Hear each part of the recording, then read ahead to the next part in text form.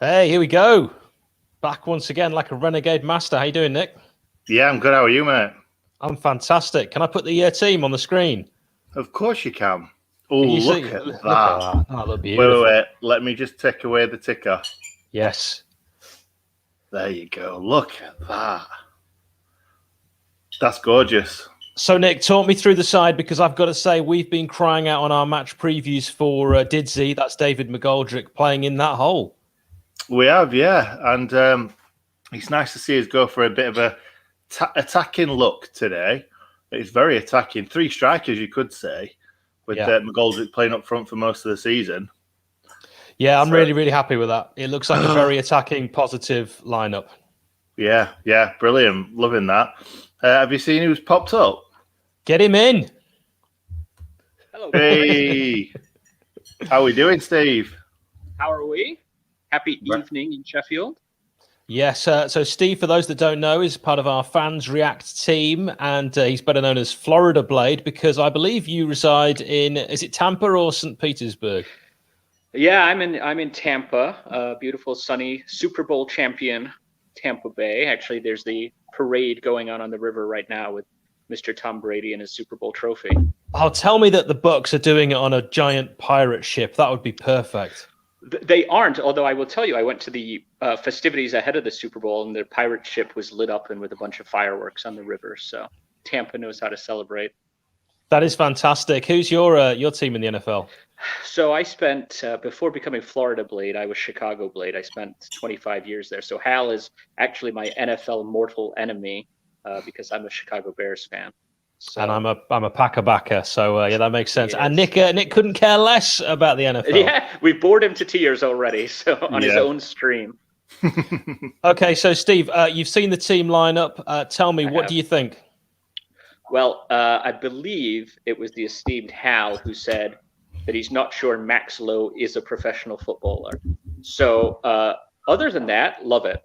I love it. McGoldrick, in the number 10 role, I think every single Blade on Twitter has been screaming for that all season. So Bogle at right back again. We've got what looks to be a relatively full and healthy subs bench, and Billy and Brewster up top, the young buck and the old veteran. And I'll tell you what, if it works, put it in the Premier League. Yeah, put it in the Premier League. Pick it up and put it in the Premier League. Nick sleeps when Hal talks American sports. You're damn right, mate. You are damn right. I'm watching Blades on TV playing against Bristol Rovers. Yeah, that's good. Glad we're keeping your attention, Nick. By the way, just some stats. 6 of the last 8 have been won by the away team between these two sides. So that doesn't bode well. Darius Henderson in 2009 and Andreas Weimann in 2019 both scored hat-tricks away from home. So not too many hat-tricks scored against us. I don't know how many of you can think in the chat. I'll throw this out as well. How many hat-tricks have actually been scored against Sheffield United? Nick, can you remember any? Other than Weimann, I can't think of any off the top of my head. Steve? No, I mean, I remember that Bristol City match. It was terrible. Oh, yeah. Martial. Anthony Martial, absolutely. Yeah, Manchester United away. Yeah, good shout. Ryan Sessegnon, didn't he get a hat-trick in the 5-4 at home against Fulham? Good one. That's a good one. So put in the chat players that have scored hat-tricks against the Blades. By the way, the channel that you want to watch the game on, it's BBC Red Button. And if you've got Sky, that's channel 981. Steve, is there any way you can follow the game? There is for my American friends. It is on the ESPN Plus app. Pay your $4.99 a month and get all the FA Cup content you desire, and MLS. So get all the FA Cup content. You don't want to watch that, though, Steve. Get all the FA Cup content you desire. I have spent time watching the MLS. I'm a previous Chicago Fire season ticket holder. Oh, Steve, I've been to what have I been 9 Seattle Sounders games. No, that's an atmosphere. Yeah, Sounders is incredible. I've got a signed shirt from Steve Zakuani as well. Nice. Obafemi Martins, former Newcastle United striker, spent a lot of years in Seattle, actually. Yeah, I always thought he was Welsh. Obafemi, it sounds. Yeah, he looks Welsh. Peter Whittingham, God rest his soul. Blades 3, Cardiff 4, 09-10 season. That's another hat trick. Carl's absolutely right. Phillips for Sunderland in that 4-0. I don't know why we're remembering these. That's 4-0. I don't remember that. I've tried to push that away from my my memory as much as possible. Nick, can I tell you, that's the first ever game I left early. Oh, disgusting. You never leave early. Not even when you're 4-0 down. I agree with you, and since then I've learnt my lesson. Now, Steve, one thing I want to get across for fans that think, "Oh, was this Johnny come lately American started supporting the Blades just when we got in the Prem?" Do you want to give us the truth? I wish. I'm a Sheffield. Well, I'm actually not Sheffield born. Only one of my family not born in Sheffield. I was born in Nottingham actually, and moved back to Sheffield when I was 4 in the lovely suburb of Dore. So I know mean Nick, streets. Yeah, the slums of Dore. Yeah, don't know how I survived the days of Dore Junior School, and then moved to America in '93. So my earliest Blades memories are that 89-90 team, or just popping down to the lane and seeing Tony Curry in the shop, and having my dad point him out. But yeah, Brian Dean, Tony Agana, John Gannon, Bob Booker, Mitch Ward, Dane Whitehouse, Ian Bryson. I could go on and on, but those are my early days. And got to go to some memorable matches, and then actually happened to conveniently book a trip back to see Blades 3 Wednesday 1 and that Michael Brown screamer, because when you're going to book a trip, you book it right. Well, there you go. Anyone who's ever had a thought in their head of having a go at Steve for being a Johnny come lately, I hope you feel awful. Daniel Zoo, you've made us feel great. Nick, can you answer that, mate? No. I don't know where that's come from, and I don't know who that could possibly be. Yeah, no, sorry, I'm out there. But Daniel, thank you very much. That's really appreciated. A lot of Dore love coming your way. Yeah, I see. No, we were the lower class Dore folks. Don't worry. Mm-hmm. Although I'll give you a little bit of Sheffield lore. How we stay connected to Sheffield football. Parents didn't sell the house when we moved over to the States because we weren't sure if we were coming back, so we rented it out, and the renter was none other than Chris Bart Williams. Former Sheffield Wednesday, Chris Bart Williams, who then got our address in the Star because he didn't pay his TV license and got done at our house for not paying his TV license.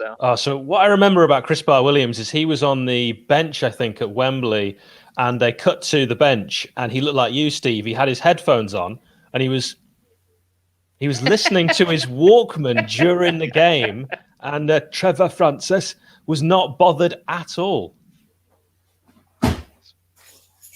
Hat trick Tony Coffey for Everton, January 1993. Tony Coffey?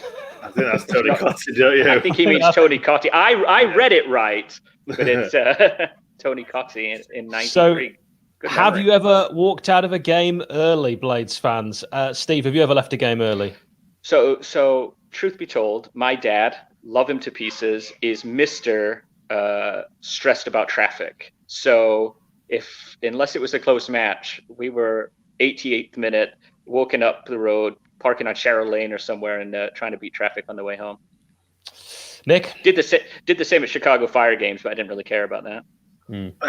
My mum and dad are the same as what Steve was talking about. But when I used to go with them, I used to have to do that. But I was always sat there waiting. But most of the time, what they do is they leave their seats and then stand in the concourse watching it on the screen, and then as soon as the whistle blows, they're off. So they're the first to walk out of the door. But since over the last few years, I've been driving to the game, so I stay until the bitter end, unfortunately. I've never really got it, the whole leaving early thing. I mean, the day is going to see the football, isn't it? So what are you getting back for? You know, I've always thought of that. By the way, just some more stats for you. This will be the first FA Cup meeting between Bristol City and the Blades since 1975. A good omen for you. United won 2-0. Bristol City have won the last 3 times they've been to Bramall Lane, which I don't like. Blades have won last in 16-17 against lower opposition in the Cup as well. Of course, we had a good run this season against lower opposition in the Cup. So thanks to all of you, by the way, that helped out with hat tricks. Really appreciated that. So, Steve, do you want to give us your prediction, mate?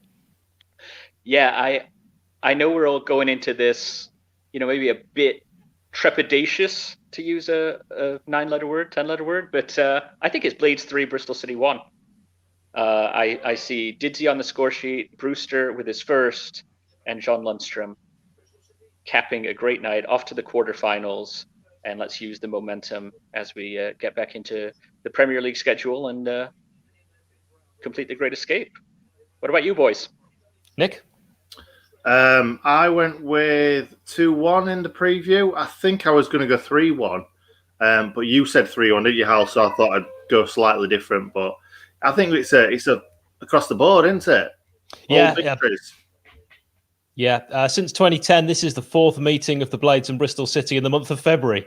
The Blades winning the previous 3. Which is definitely a good omen there. And also, we got to say, Nick, happy 52nd birthday to the Greek wizard. I thought you were just going to say happy 52nd birthday to me. Oh, you don't look a day over 49, mate. I know. Tell me about it. I know, yes. There's been a lot of Vaspabakis love today on Twitter, I've seen. By everyone, I'm sure we started it, though, Hal. What do you think? Yeah, I mean, it was interesting, wasn't it, on Twitter? I saw someone say, oh, you never hear about Vas anymore. Yeah. And I was like, you don't watch our channel then, mate? Yeah, that's basically someone who doesn't watch Sheffield United Way, because I think I've mentioned him on every Fans React, and Nick, you mention him pretty much non-stop when we're chatting, certainly on the previews. So, I was certainly surprised at that. And, that's a period of Blades history that I really missed out on, because I moved here in 93, and we literally listened to the BBC World Service or call my granddad on Sundays and get the results. So from 93 until when you really got the internet, in whatever, 98 or 99, there's that black hole where I know who Vaspabakis is, but I've got no frame of reference for him whatsoever. Have you found it, Steve, then over the years, really hard to keep up with Blades news? It's amazing to me how much smaller the world has got since the internet came along. And dating back to even the promotion season, I can remember the 06-07, so what would that be, 05-06 promotion season. I watched the Leicester home game on television, I think 4-1 or 4-2 that day, and it's been so much easier. And then honestly, the Premier League's taken off so much in the States that if the inevitable happens, it's going to be a sad day in America, because the amount of Sheffield United exposure is going to go sharply downhill. But yeah, it's got so much better. You've got people in the States now who really are climbing on board the Premier League and then looking to not just be the top 6 bandwagon jumpers as well. Yeah, I'll give you the Bristol City team. I tell you what, Nick, I've done very well in terms of on the match preview. O'Leary in goal, Hunt, Captain Callas, Mawson, Moore, Towler, Vinia, Williams, Patterson, good player, Naki Wells, and Jeju, who's the man we highlighted as a little bit of a threat up front. So how many of them did you get right then? Yes. So good. I'm glad we can move on from that. I'll tell you what, I got the goalkeeper right. Well, that's good. I'm going to say we can't even get our own team right. So how can we get Bristol City right? I don't think I get enough respect or praise for getting the opposition as close as I do, when you're absolutely right. It's hard enough to pick your own team's 11. I know. Who'd have thought that would have been playing Didsey in the hole tonight? I love it. When we put the predicted lineup on Twitter, the majority that did respond to that said Didsey in the hole. And I would just like to take a moment. Nick, you know where I'm going with this. And I'm going to get on my horse. I'm going to get quite high onto it.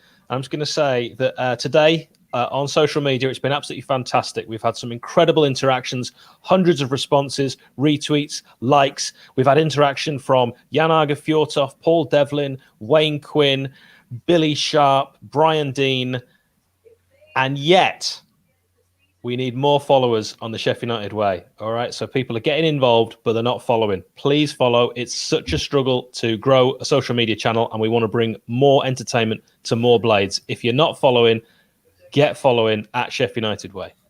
I'm surprised you say you want more followers, because we got so many today.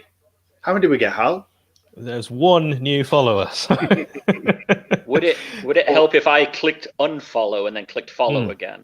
Yes, it would also help if you created a number of sort of fake accounts as well. That would be good. Yeah, I could do that.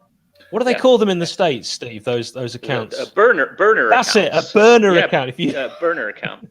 I've heard. I've heard. If you could do, or get Kevin Durant to follow because he's got a few of them, hasn't he? Oh, give him a ring. Yeah, nice one. Kevin Durant a ring, absolutely. Yeah, it's just Nick, like when. Go on, Al. Nick, we're gonna get Nick to guess Steve, all right? Because you and I both know who Kevin Durant is. So, Nick, what sport does Kevin Durant play? American football. Yeah. Do you know what? What team does Kevin Durant play for? Oh yes. What were that? Buccaneers. Yeah. Kevin Durant.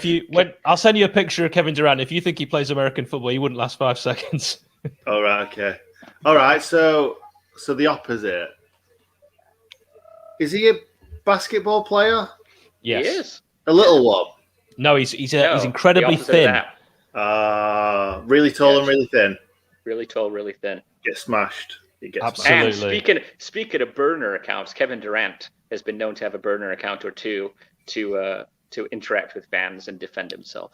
Exactly. That's why I brought him up. And I want to give a shout out to Chris Wood, who's a good friend of mine and used to give me lifts to Blades games. We used to do the games together, which I really, really appreciated. And, I never really repaid that. It was always him giving me lifts. And I think I feel quite guilty about that. So, Chris, thank you very much for joining us on the live stream. We're almost at kickoff time. Steve, you'll be way behind with ESPN, so we'll let you escape. I'm going to leave you. So up the Blades and let's make those 3-1s come true. Cheers, boys. Thanks for joining us.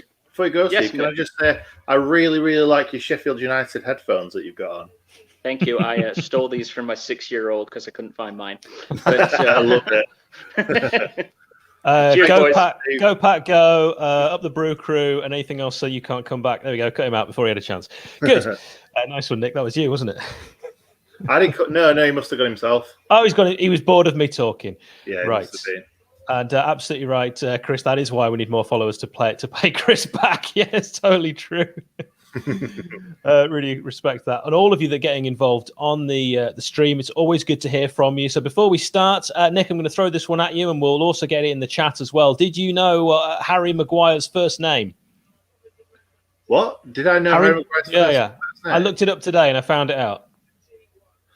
Oh, it's not Harry.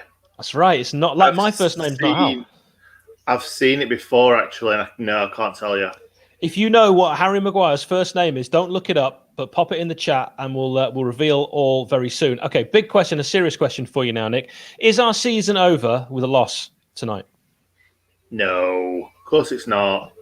We're still playing for Premier League football, mate. We've got. All right. So, do you think we can survive then if we lose this one and still actually bounce back in the league? We can survive. I don't think we will, but we can. It's still on. We're still playing well, but this is going to be a big setback if we don't win tonight. Yeah, spot on. Well put. And 45 points still to play for, mate, in the remaining 15 games. So that would give Sheffield United, with our points total we have at the moment, 56 points.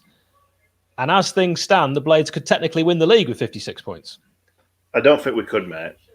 So you're not saying if we don't win the league from here, it's a bad season? Yeah. We're going on a title charge. Lots of you in the chat correctly saying that Harry Maguire's name is Jacob. I know. I had absolutely no idea. We're getting set for kickoff. You can see the team lineup running along the bottom. So who is Maguire then? Do we know? The Maguire? It's Frankie Maguire. Is that right? Frankie Maguire. I'm assuming he's nothing to do with Harry Maguire because I know his brother played for Chelsea. I don't know where he is now. I think Lawrence, weren't it? Lawrence Maguire.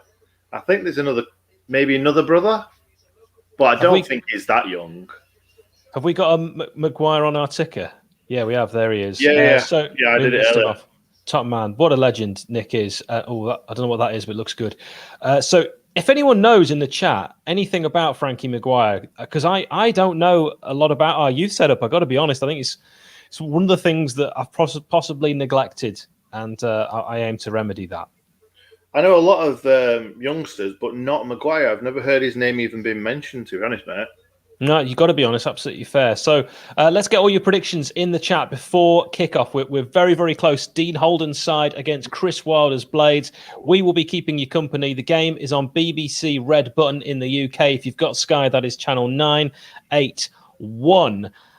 So let's get your predictions and see what you all reckon. Nick's gone 2-1. I've gone 3-1. We are perhaps going to look back on this ridiculous confidence and regret it. But let us know as we go. We are just set to kick off, so you'll be able to keep along with us if you're watching on the Red Button. We'll be in real time. We will not be in a delay. No, here we go. Taking the knee right now, just about to start. This is definitely the hardest FA Cup match we've had this season, and we've made the last two very difficult, haven't we? Against two pretty poor teams, let's be honest, compared with where we're at. So this is the hardest game. Do you think that the game we saw against Bristol Rovers was actually a more difficult contest than Newcastle in the Premier League? Probably, but I think that was because we'd still not won a game all season, had we, at that point? We were. Was that the third round? It must have been. Third round, then Plymouth or Crawley. Yes, it was Plymouth. Yeah, that's a little reference on the preview, the match preview. Nick was telling me it was one of those things, when your mind goes blank, you just can't remember something you actually know. Like when you put on the spot, like a policeman will say, "What's your name?" Like, I can't remember. I know. It's like when someone says, "How old are you?" Like, can't remember. Yeah, you messaged me earlier today, didn't you, on Twitter, and told me I was really old. And so I actually did the math. So I'm 4 years older than you. 4? So I think it's a bit harsh constantly calling me older. That's a lot more than I thought it was. Unbelievable. Right, we are at 1 minute 10. So if you are trying to keep up with us to know exactly where we are on this game, 1 minute 10, still 0-0. We will update the score, as you can see along here. So far, you've missed absolutely nothing if you're using us as your guide for this FA Cup game to find out who gets in the hat. The draw is on Thursday for the FA Cup quarterfinals. It's a throw-in on this right-hand side. Blade's going to look to get a cross in nice and early. 1 minute 36 on the clock at the byline. Can't beat the first man with the cross. Nick, again, I'm going to be relying on you for who's who. That's fine. That's Jaden Bogle, who's just thrown it. That's Chris Basham. It's not that I don't know the players. It's like I'm sat next to my mum at match. Who's that one? Who's that one? Yeah, I do that for my wife as well. But sometimes I'm so far away from the TV. When we do the West Ham game, I'll be right next to it because we're going to be doing that one slightly differently, and we will be in a bit of a delay for that game. So ball back in our own half, just coming over halfway. Again, it's on this right-hand side. United love attacking down the wings, pumped forward, looking into the box. It's going to be headed away and then cleared, and Bristol City get a bit of luck with that clearance because it wasn't the truest of touches, and now they're going to look to push forward, but it's an errant pass, and the Blades can just make it nice and safe. Back to Aaron Ramsdale, who's desperate once again for a clean sheet. Yeah, when was the last time? Was it Newcastle? Is that the only clean sheet we've had all season, including the cup matches? Yes. Shocking. Billy Sharp clipping the ball in. Oh, I thought that was just going to land on Brewster's foot there. Absolutely. Billy to Brewster, but Brewster either poor positioning or Billy overcooked it. I'm leaning towards more Billy overhit that one. Then it's an errant pass, and the Blades will have to make a good challenge in the middle from John Fleck and start again at halfway again on the right-hand side. Got a feeling that I'll be saying that quite a bit. You'd imagine that that's the side that a lot of our players, Nick, will think is the stronger. Yeah, definitely. Here he is, Max Lowe, the unprofessional footballer. Let's be fair. All right, I asked the question. I never said he's such an unprofessional footballer, isn't he? I never said he was unprofessional.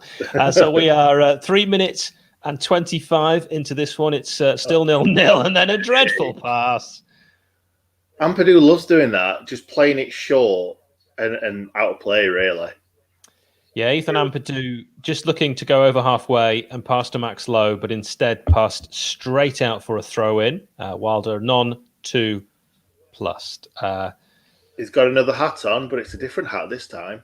You can't buy the hat he was wearing in the club shop. I was having a look for it. Disappointing. Were you going to wear it tonight?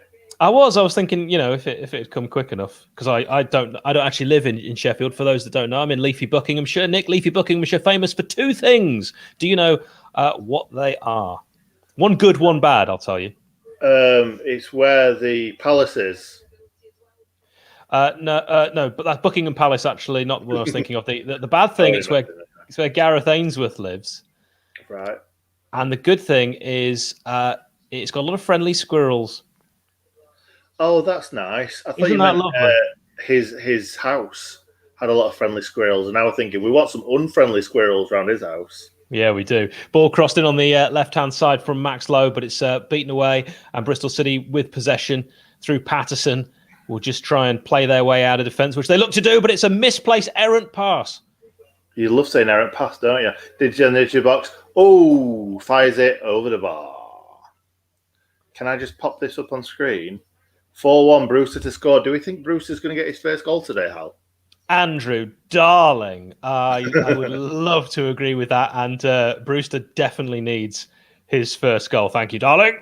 I've got a feeling it's going to come today, if I'm honest. Yeah, I've said that for the past few games, and I've been made to look like a fool. But I don't say it, and I am saying it today, so that means it's going to happen. There's several things that haven't happened, though, Nick. One that several people have pointed out is you're not wearing the pink shirt. No, have people been mentioning that? I've not even seen that. I mean, when I say people, I mean me. You and maybe one other person, maximum. What's going on? I was going to wear it, and then I thought, it's an FA Cup match. Ooh, okay, right. So maybe also part of it is you're not that superstitious, and you don't really want to start getting into superstitions. I not really. Yeah. And to be fair, we've lost in it recently. Anyway, we lost against Chelsea. We lost against Man City. We're only Man United that they were West Brom as well, weren't they? So we've won 2 and lost 2. So I don't think it's a lucky shirt, if I'm being honest. It's even Stevens. Billy Sharp taking a heavy touch. He is superstitious. I saw him on the Super 6 podcast saying he's very superstitious. He's got better at it. He used to be far more superstitious when he was a youngster. And that's going to be a throw into Bristol City. Ball ricocheting off Max Lowe, I believe, by Hunt. Hunt. What a nice bloke. What a nice little bloke. Jack Hunt, of course, used to play for Sheffield Wednesday and famously got megged by Brooksy.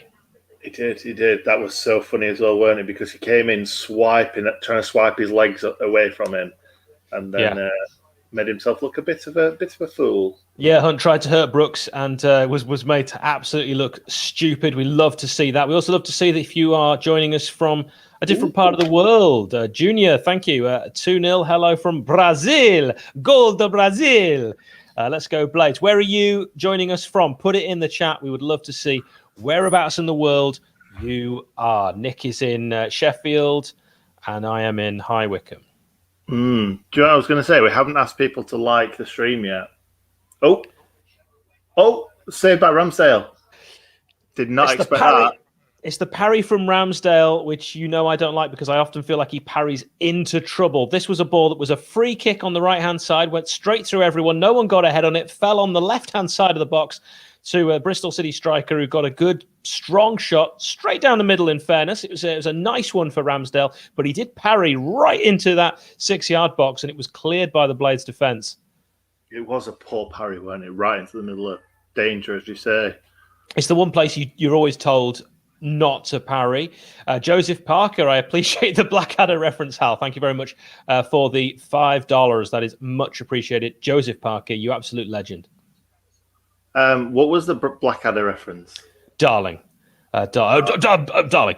From Blackadder Goes Forth. Right, okay. Yeah, I love Blackadder. I've not seen too much Blackadder in my life, if I'm honest. Second series, I should say, is probably my favourite. So Serbia, got somebody from Serbia, India, Netherlands, NL, Norway, Australia. It's true. Norway, man. Yeah, loving hearing where you're from. Quite a few from the Netherlands. That's great. Blades on the attack. Ball slipped in. It's a nice, lovely touch. It's chipped over. It's hit the bar. It's a wonderful chance, but Max Lowe. Whoa! What happened, Nick? That's a big miss. That he's just wandered into the box, hasn't it? And it's just worked out perfect for him. Oh, it was good. He did really well to take that on, and it just kind of rided a little bit. and he's gone to take it on the volley. Did he handball that then? It might have come back. Of course, VAR in play for this one. Could have touched his hand. He let it sit up, and then he hit it on his stronger left. But it was at that point where it bobbled up, and it was quite a hard challenge when you see it again. So that was a miss from on target, and that's in the back of the net, mate. Yeah, a miss from Lowe, and keeper's not what you want to see. No. Oh, lovely. Lowe again. Got a bit. Oh.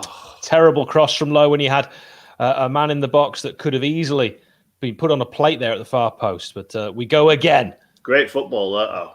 And then Ampadu loses it. Commentators, curse. You're sticking with the commentary again, Nick, I notice. Yes, I am, thank you, because my wife is sat right next to me and she wants to listen to this, believe it or not. She's it rather than us. Definitely. Yeah, I don't blame her. Ampadu going to go backwards again from Ampadu. Couldn't find an option forward. John Egan, the man he chooses, who just comes over halfway. Ampadu will get the ball back on his left foot. He likes mixing it up, though, between the feet and chooses the right to play it to Lowe. Lowe then just goes straight back to Ampadu. He's going to look to come inside this time. Goes backwards. And the Blades will build from the back again, now going down the right-hand side. I don't know what Didsy's doing it right back there. Yeah, Didsy very, very deep. He loves coming deep, but I've never seen him play in the right-back position, further back than Bogle. He then brings it out onto the right. We've got Ampadu on the left now, trying to play a ball in the middle. He does. It's nice interchange of passing. But Billy, with the final pass back to Brewster, that's, of course, the key moment when you need to get that pass right. Bristol City read it, and they can come away with it with Jeju. And he's going to look to turn. Looks like he's fouled. The referee will give a free kick, this in their own half, about 20 yards away from halfway. What? That's not a Billy Sharp thing to do, is it? Get it in the box and then pass it back to the player that's just passed it to him. Yeah. Really odd. I thought he was just going to smash that. I agree. Billy, it's teed up nicely for a shot. And for some reason, the pass was the decision. Nick's absolutely spot on. It did fire into him, but I thought he would rather either hit it first time or even take a touch and hit it. But he just passed it straight back, which was a bit weird for Billy Sharp. Quite agree. 11 minutes and change in this game. It's 0-0. The wasted free kick from Bristol City. No other way of putting it. Ball ends up back at Ramsdale's feet. He's going to try and clear it out. By the way, if you are ahead or behind of us, you can pause us. And you might even be able to pause your iPlayer if you're watching online. You could also... I would recommend pausing us if we are ahead, which I believe you can do. I don't think we're going to be behind anyone, to be honest. I'd be surprised if we're behind anyone. Yeah. Ampadu on the left uses his right to try and play a nice ball over the top, but it's well read. And Bristol City, with that headed clearance, come back to launch another attack in their own half, but coming into ours with a great touch from the striker. And he's going to take a touch back and find men that are supporting now for Bristol City. They've got 3 up. Going to, with Patterson, play it long. And then they go back out onto their own wing, the left. Jockeying. Lost you for a second, Hal, then. I think it's Jeju, the striker. Yeah, Jeju there. We've kind of jockeyed and pushed Bristol City back when they were looking into be a fairly promising position, and that's a good challenge there just to keep them honest from Max Lowe. Bristol City, though, do retain possession, but they're not doing anything with it, Nick. No, and Lowe then, the tackle, it was all legs. It was like just threw all his legs, his octopus legs at the ball. It's funny when he goes in for a tackle. But yeah, they're passing it around quite well, but they're not doing a great deal with it. But, they aren't, you're right. It's very similar, actually, to the Chelsea game. Looks like a foul. It's a hard tackle by Bogle, and we are, 50 yards out from goal in our own half. It was a nice play, nice little interchange. Bristol City coming forward, and yeah, a bit of an agricultural challenge from Bogle. Thanks for that, Adam, by the way. Thanks for letting everybody know. That's what we're on at the moment. Yeah, we decided thought I'd bring this one up. I'll have just as many beers as you can carry, Matt, please. Pork scratchings. Cheers, Matt. Had to pause ESPN watching the USA. Another person in a different country, which is always very nice. Simon, if you want to let us know if you're originally from Sheffield, like our Steve that we had on earlier, or if you are an American Blade. Like and subscribe to Sheffield United Way. Ball's going to be played in. It's a decent ball, but no Bristol City head can reach it. It was just a little too high. Ramsdale looked like he had his near post covered. And we are 14 minutes bang on. Sheffield United 0, Bristol City 0. Yeah, it's nothing's really happened other than that big low chance. He should have put that away 100%. That sounds amazing, to be honest. All in one cup. Maury Blade's not on. It starts Monday. Curtis Woodhouse's diet plan, that's for sure. That sounds absolutely fantastic. So channel 981, if you've got Sky. Ball flicked over the top. It's a chance for the Blades. It's a back pass, which is pretty heavy from the Bristol City player, and the keeper, O'Leary, takes a heavy touch, but he gets it clear. And that was a good chance. The Blades will keep possession on this right-hand side. Fleck now looking for options. It's intercepted. He turned into trouble. Yeah, he did well, to be honest, that defender then, just to get a foot in, because I thought Brewster was just going to nick it off him there. Yeah. I'm loving these coming in. Come on, keep them coming in. Yeah, loving them as well. Thanks for the comments all. 981 isn't in HD. Who cares? I'll tell you one thing, we are better viewed, I'll tell you this, Ian, in standard definition. That is for absolute sure. Yeah, I'm a bit like, the closer you get to me, a bit like a Picasso. You want me at a distance. That is definitely a first world problem, that, isn't it? Yeah, it really is. Yeah, it's very funny. When we're in the championship and stuff, we're trying to watch on like dodgy streams and stuff. Billy Sharp's on the left. It's a ball in, but it's gone out for a corner. Yeah, Ian, your eyes are shot on EHD. I tell you what, it reminds me. I'm not going to try and make you feel bad, but it reminds me of when I was basically winning the war when I was in Afghanistan in Camp Bastion, trying to follow the Blades, and what we'd have given for HD. I had to make do with genuinely old-fashioned radio. Old-fashioned. You weren't winning the war. I mean, put it this way: when I left, it was kind of all over. Coincidence? Ball crossed in from a corner. It's going to be cleared by the first man. We're probably going to repeat ourselves there, but swung back in from Lundstrom. It gets a flick on from the Bristol City defender and straight into O'Leary's outstretched arms. What do you make of this goalkeeping kit? It's all the colours of the rainbow, Nick. It is, but they normally have a pink keeper kit, don't they? I'm sure they've had it for the last few years, and they always have this colour away kit as well. I never see anyone in this kind of purpley blue and green shorts. I'm sure they've been green shorts and green socks in the past as well. They beat Liverpool wearing these colours. Did they? Last season, was it? No, many years ago. Brian Tinian et al. Graham Souness was the manager of Liverpool at the time. With this goalkeeping jersey, it reminds me of Wycombe Wanderers when they actually designed a goalkeeping top on purpose to put a striker off. So it was very similar to this one. That's surely a foul. Referee says no, looked like a foul for the Blades, but ref waves that away. No contest. That's a very good idea, that. A goalkeeping kit putting off the strikers. Well, it seemed to work. Seemed to work. Wycombe, of course, now in the Championship, and Adebayo Akinfenwa, the beast, playing at the highest level of his career. Still outscored this season, though, has he? Big facts. You're absolutely right. He is 38. So what? Well, you call Billy Sharp 64 and he's scoring in Premier League. I can't decide with you. And a push there on Brewster, and he's actually hurt. He's been pushed entirely through the advertising hoardings. A bit of malice I felt from Callas there, the captain of Bristol City. How reassuring! He's the captain and the bully. A bit malice from Callis, could you say?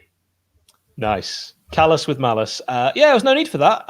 Bruce is going to hurt himself. It's a rock solid surface that he lands on, particularly with the ice, and he just ushers him out, and that's at full speed. That's gonna sting. Oh, it looked like he caught his chest on the corner of the board. Then they're sharp, those corner boards, aren't they? Yeah. Do you know, right there? I remember Chris Morgan's very first game. I think it was his debut. He went smashing into a board right there, jumped straight back up, and just carried on jogging. It's just. It was like Chris Morgan's arrived. This is what he is. Yeah, I love Chris Morgan. Looks like a push there from the Blades. No, again, we get a bit of luck there. We actually win a throw-in from that. Looked like a heavy arm. And we've got a new member. Jonah Jones, thank you very much. I think that is when they pay £5 a month to be a member. So thank you very much for that. I really appreciate it. I think that's what it is anyway. If it is, that's more work for us. Nice one, Jonah Jones. Legend. We should have something like Quickly Kevin. They've got like a Sir Lawrence package, which is where you pay £10,000 and you get a podcast made just for you. That's a great. I'd do that. The Wu-Tang Clan did an album like that. So, if you would be interested in paying £10,000 to Nick and I to just make an episode just for you, we will do it. Believe you me. Mate, I'd do it for a tenner, probably. People saying the stream is ahead. You can pause us and get level. That's can you pause this, Nick? Can we pause it?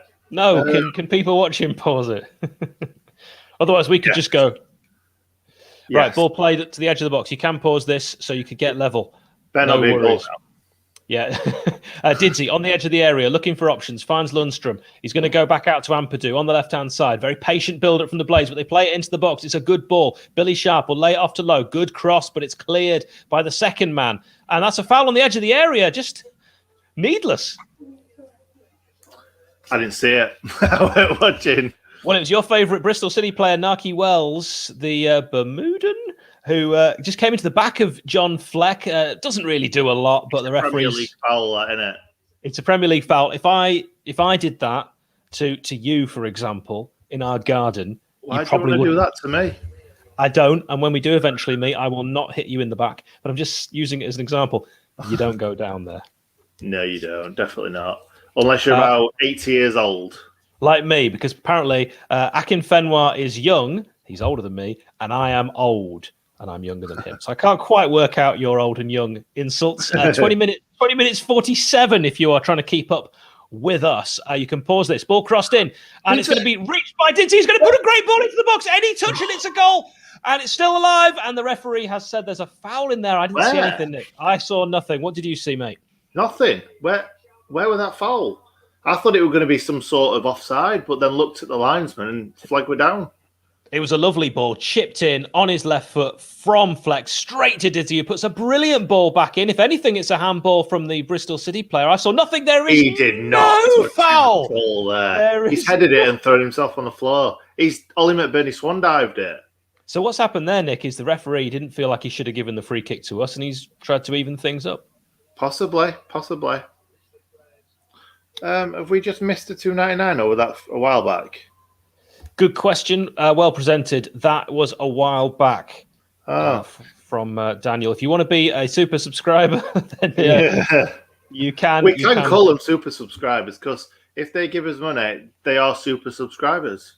I agree with that, mate, 100%. Oh, good challenge from Low, although the Bristol City defender recovers. I'm sorry, I don't know all the names of Bristol City players, and it's impossible for me to read the names on the back of the shirts because I'm so old and my eyesight is failing. Yeah, you could say 26-10. 10's got it now, 26. Forward to, and then we can say Ampadu there. And Ramsdale sorted.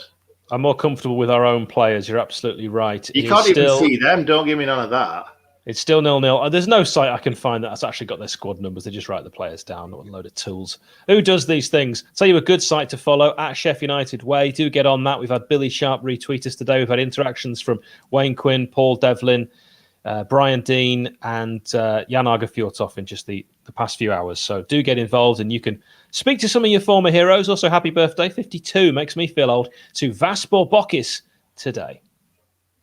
Also, I didn't see the Brian Dean interaction today. He's definitely not interacted with me on Instagram when I sent him a DM asking him to come on a podcast. Well, and he's read it. We've got a big podcast coming this week and a big podcast coming next week. I don't know if the next week's one's just an interview, but two things you're going to really enjoy. That was a through ball played into the box. No real chance of the Blades getting on the end of it. It was straight to O'Leary, the goalkeeper, who's still got it. We're on 23-22, and he's just going to clear it over halfway to Jeju. Gets a really good flick on there, and Bristol City look to try and make something happen. But really, I think the Blades, certainly possession-wise, on top. Yeah, definitely. We've had more chances as well. All they've had was kind of a couple of crosses into the box that have not really led to anything. There was that one shot that Ramsdale parried comfortably, pushed it out. right into danger, as you say. Nick sliding into Dino's DMs. That's what I do. I was thinking we should have a Dean of the Year award, which would be between Dean Henderson, Brian Dean, Dean Saunders, any Dean we could think of, and we just do something like we tweet at all of them, and the first one to respond wins Dean of the Year. That's a great idea. And then we should do Jaden of the Year. Jaden. And then Ampadu of the Year. I'm sure we've not had any players called Ethan as well, so I'm sure Ethan's one of those. Give us your Dean suggestions yes. for Dean of the Year. Dean, darling, please, you are so Money Supermarket, and you're absolutely on top of that, yes. So we've got Dean Holdsworth, Dean Hammond, Dean Henderson, Dean Saunders, and Brian Dean for Dean of the Year. We only need, I think, a couple more, and we are good to go. By the way, I've come up with a song while nothing's happening, Nick, for when fans are allowed back in for Ollie Burke. Okay, go for it. Ole, ole, ole, ole. Ollie, Ollie, ole, ole, ole, ole. No? You could have that song for about 5 of our players. Okay. What about Ollie, Burke, Burke, Burke? Ollie, Burke, Burke, Burke. Ole, ole, ole, ole. Ollie, Burke, Burke, Burke. Yeah. Ollie, Burke, Burke, Burke. I'll go for that one. We'll go with that, and then, of course, we can have Ollie of the Year. Ollie of the Year. Have we got any other Ollies that we've had in the past? Oh, we've had loads. We've had loads of Ollies, haven't we? Well, we've got Ollie Norwood. Ollie... I mean ones that we've had in the past. Not. Right. Yeah, no, I can't think of any previous Ollies. By the way, another Ethan. Ethan? Good one. Adam's trying to show me up now after I showed him up in the last stream, isn't he? Yeah. That's what it is. Ian Barron, I used to go and watch Darlow back when I was living in Catterick. Whenever the Blades weren't playing, followed them through number of seasons, and really enjoyed Curtis Main up front, and is it Neil Wainwright, and some good times. Don't give up the day. Ollie, Burke, Burke, Burke. Ollie, Burke, Burke, Burke. Ollie Willoughby, that's genius, mate. Absolutely genius. Right, Blades on top, 26 minutes. Let's stop messing about. Let's get serious. 26-32. A slide challenge in there from Jack Hunt. Evil Jack Hunt. We all remember him trying to absolutely scythe down David Brooks and getting murked blood. It's there, a foul on Max Lowe by Hunt, who just seems to struggle with players who have a left foot. It's a ball played in from our free kick to Billy Sharp. Takes a nice touch. He just come to the edge of the area on the left-hand side. Crossed in. Great cross. Oh. Good chance. Header straight at the keeper. Prime ball blockers. Brilliant cross from Ampadu with his weak foot. Yeah. Anywhere else, and he might have crept in or would have at least made the keeper make a save. This was straight down his throat, really, wasn't it? Yeah. Yeah. Absolutely. Yeah. Sorry, I was reading something. It's a number of people contacting me saying we're way ahead, and I'm just trying to think of how to like kind of, without it just me repeating myself, you can pause us. Do you think it's because they've got it on the red button rather than on this channel? If you've got it on the app, the iPlayer app, you will be behind. If you've got it on the channel, and that includes pressing the red button, you will be level with us. Obviously, Hal's going to be Hal of the Year because we've not had any players called Hal, I don't think. What Nick of the Year? How many Nicks can you think of? Nick Blackman, straight off the bat. That was the first one I had, and you just sorry, mate. Taking it from me. Nicky Mark, you could say Nicky Law. Oh, you're doing way better than me. There's an injury, by the way. We're in, as they say in America, injury timeout, and it's is it Jack Hunt who's injured? What a shame. He got injured trying to foul a Blade player, and he got injured trying to foul Max Lowe.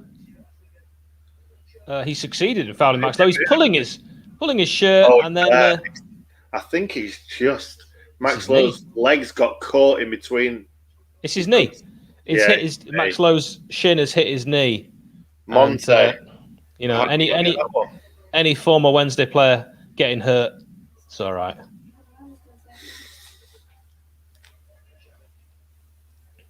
So a slide challenge by John Egan. We're on 29 minutes. Greg Hull for it's a throw-in for Bristol City. Patterson's going to leave it here to Viner, who's obviously got a longer throw, number 26. Let's see if he's got a Jackie Robinson throw. It's on the right-hand side, just level with the corner flag. So this is a dangerous position. It is, yeah, and they're all right in the box, right in the 6-yard box, aren't they? So level with like the penalty spot and stuff. So it's a big throw. It's going to be. Ball fired in. It's a good chance it's not going to fall. Some of you say that, by the way, the red button is ahead of us. I find that absolutely incredible. Nobody said that we're behind. So maybe how I don't know how we are. Anyway, so 29 minutes 47. Thanks to all of you getting in touch, telling us where you're from, giving us your predictions as well. Nick Montgomery is a shout for Nick. And by the way, we did a wonderful interview with Nick Montgomery, which you can still check out. Now, we're just having a little look at a replay here, which has no suggestion there, in my opinion, of handball. It does hit Ampadu's arm. It's going to be looked at by VAR, but there's nothing in that because he completely was unaware of where the ball was. He couldn't have done that on purpose. It's not a intentional handball. 30 minutes gone. I wonder if they were looking at the handball or by the pull by Egan, because he was definitely grabbed his shirt a little bit, but it's not enough, is it? Really, it's a man's game. John, I said to Nick, I don't know how I'm going to try and re-say this. You can pause us. At no point would I suggest you try and pause red button. So you can pause us and get level if we are ahead. If for any reason red button is ahead, well, you're about to find insight and analysis 10 seconds later than you wanted it. And you're welcome. Yeah, if they pause us, that's perfect. So channel 981, 10 seconds behind the red button. Well, who knew? You learn something new every day. Injury to Naki Wells off the ball. He's gone down. Looked like he had the ball and he's just fallen over. So that's given Blades possession back. No question of a foul, which is why the referee's allowing play to go on. We're on the left-hand side. Max Lowe takes a good touch, comes inside, looks back to go to a very deep John Fleck. We're in centre circle now. Blades pouring forward like syrup off a spoon into freshly poured porridge. Ball going back. It's in the middle. Fleck has come forward. Then he lays it back. Now it's a chance to bring it again. Ampadu, left-footed, poor pass, but does very well. Great turn. Sharp can pull it across. O'Leary saves with his feet. Bristol City can clear. That was wonderful football from Jaden Primeball Bokis Bogle, who made something out of nothing. Yeah, to be honest, though, other than one or two little chances, it's been a pretty boring first half up to now. It has. If you've got the red button, you've probably got Sky. Get Sky Channel 981 on. You'll be exactly level with us. You will have no issues whatsoever. Who's playing better, says Remy. It could be Remy, of course, or it could be Remai. Who's playing better? Nick, who's playing better, mate? Us. Quite clearly us. But they're on the attack now. It's out on the wing. He's going to whip it in. Oh, no, he's not. It's coming inside and it's a corner. Yeah, I think we are playing better. We've created more chances. We've had one clear-cut gilt-edge chance that fell to Lowe. And somebody just said in a second, it's quite worrying when your fullbacks are getting more chances than your strikers. And up to now, our fullbacks have both had one very, very good chance each. It's like Norwich away last season. Yeah, it was as well, wasn't it? No, Sheffield aren't playing, mate. Ball crossed in. No one's winning that one. It's going to go all the way out so that they can go again, Bristol City. You'll notice I'm calling Sheffield United, and Bristol City. It takes less than half a second to get two teams' names right. Ball made back. You know it annoys me. Nick? It does. Yeah, I know what you mean. Shall we just change it to Sheff versus Bristol? I can't stand it. I get annoyed when people call Bristol City Bristol, and I don't care about Bristol Rovers or Bristol City. So you imagine what I'm like when someone calls us Sheffield. Sheffield FC, of course, the oldest football club in the world. They started the game of football. We wouldn't even be here watching this game and talking about it were it not for Sheffield FC. So we would like to give them the respect they deserve by calling them Sheffield It is 33 minutes 49. We could put a ticker on, couldn't we? If we can figure out. I don't think we can. We can't. It's been assessed. We've had the boys in the back look into it. Can't be done. 34:01. I'll keep saying the time. I was just wondering. I wonder if there's a Bristol team as well as a Sheffield team. Good question. If any could let us know in the comments, who's got time to Google. We don't. Didsey, back heel. He loves a back heel. It wasn't a good one, but it looked good. Bristol City then winning the ball back, and the Blades will clear it out for a Bristol City throw-in on halfway. Max Lowe loves jumping in for a tackle, doesn't he? He loves the tackle, that kid. He worries me, yes. For those of you joining on channel 981 on Sky, we will be bang on level 34-34. 34-34. Yeah, no, 34-40. You were wrong. Live time updates within good Nick. Do give us a like if you're watching and you're joining us. We really appreciate it. We want to get as many likes as possible. The aim is to get to 1,000 likes every stream. That helps push it to more people. I want to thank all of you as well who joined us for the Chelsea stream. In the end, it was over 11,000 of you that have watched that stream, and we really appreciate that. That's big numbers. It really helps our channel. We want to try and bring more content to more Blades. Definitely. And I'm going to just have a little check how many likes we've got up to now, because it's always nice to know, isn't it? I did look a second ago, and we gained about 5 subscribers as well, so that's good. That is good. Thank you, everyone who's subscribed to @SheffUnited Way. Thank you, Lewis. We're going to assume you're talking about the City and just let that go. Ball played forward, 35-33. It's into the box. Alfie Mawson, the former Barnsley defender, will just jockey that one to his goalkeeper. O'Leary in his fetching kit will bowl it out to this left-hand side as they look to bring it forward. Bristol City have no real intent to attack. They keep going backwards. O'Leary will have to kick it long now. The roll out didn't work. Blades have possession back. He can't kick. We need to remember that. Force him onto his foot more often, that keeper. Ampadu. Definitely. Oh, it's out to Lundstrom. Comes back inside. Left peg. Straight at the goalkeeper. Why is he having those shots from long range, Nick? I don't know. It's with his left foot. With his wrong foot, he's not putting enough power on it. It's never going to beat the keeper from there. Even if it was right in the corner, it wouldn't beat the keeper from there. He's reading comics if he thinks he's going to score from there. He's reading. I like that. I was just thinking the goalkeeper shirt that they've got is like a 94 World Cup goalkeeper shirt, don't you think? Yes, it's like Georgie Campos. That's a great shout. That's what I was thinking. Mexico number one. I read you like a book, and not a good book, not Bravo 2-0 by Andy McNabb, which actually gets better with every read. I have interviewed Andy McNabb. I've also been in his car. He gave me a lift, so I know what he looks like. Fun fact. How do you register a like? I'm going to pass that one over to Nick. If you've got, as you can see, you've already got an account, haven't you? All you have to do is just below the video or our feed, it has a number of likes, which is 74 right now. And 1 dislike, disgusting. So all you got to do is just click on the thumbs up button and you've registered a like. Hadley, thank you very much for checking that out for us. There are only 2 teams in Bristol, so I think it's only right we afford them the respect of calling them Bristol City and Bristol Rovers, the Gas and the Robins. Or do they get less respect? Because I suppose it's a Bristol team. Yeah, maybe. For Sheffield, there is actually a Sheffield FC team. I'll give them respect anyway. They deserve it, don't they, really? Good question. Well presented. Didsey with some nice touches, laying the ball back. Bogle will bring it inside to Super Johnny Fleck. He drinks Iron Brew, takes on 2, takes on 3, then cuts back, finds his man, Ethan Ampadu, who's both-footed, low, tries to cross in. It's going to go out for a throw. It's blocked. Do you remember when we signed Ethan Ampadu and I did a react and I said he's right-footed, but he's left-footed? Yeah, I like that. And it's true, isn't it? We've seen him use... he passes the ball out for a throw-in with his left, just as well as he does with his right, as he's just done again.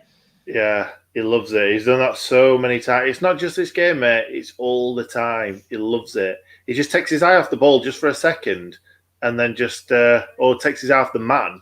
It's the man, I think. That's right.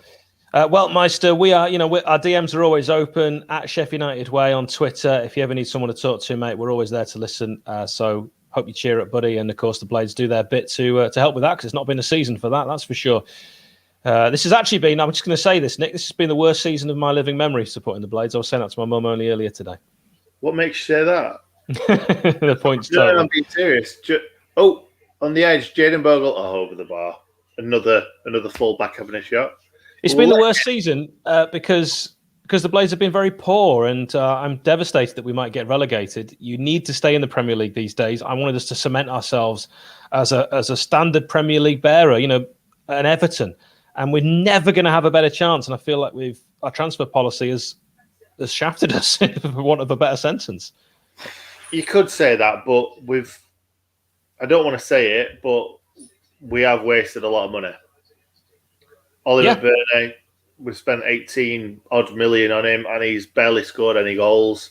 Ryan Brewster can't get into the team. Paid 23, 24 million on him. Sander Berger's been half decent for half the time that he's been here. Before that, struggled to find form. Now he's injured. So a lot of money. Well, as you can see, we've barely got any players playing well that's cost a lot of money. And Ramsdale's another one that near enough cost 20 million, and he's been quite poor this season. So we've wasted a lot of money. Yeah, don't look back when we was it Bournemouth last season at home with Ramsdale in goal. Don't watch the highlights of that. Yeah, the second goal, I'll let him off because I thought it was an excellent finish from Lundstrom. The first one, yeah. You've probably seen him do that a lot this season. Ball's going to drop here on the edge of the box. Bristol City will get a chance to get a shot in. It's an awful clearance. They get a chance to get a second shot in, but it's skied high over the bar from Naki Wells, who looks... This is a poor game. This is a really poor game. He's cross with himself. It's a bad game, and it gives you an insight into what we might be watching next season, which is why I've not enjoyed this season too much, mate. That's one of the main reasons. It's been a tough old watch. That was a comedy of errors, though, that. Naki Wells hits a volley straight at Lundstrom. Lundstrom slices it right to Naki Wells. Naki Wells slices it way over the bar. Paul Bentley asking if this is worse than relegation to League One. I mean, that was awful, but we still won more games. I'm going to be honest, mate. This is way better than our relegation to League One. We were all no. What you guys you're all missing is the fact that when we got relegated to League One, I was there. I was able to go to games. This has been awful this season. I miss my Blades, and we're bad. I'm talking about the culmination of everything. When we went down to League One, it was horrible. It hurt me so much.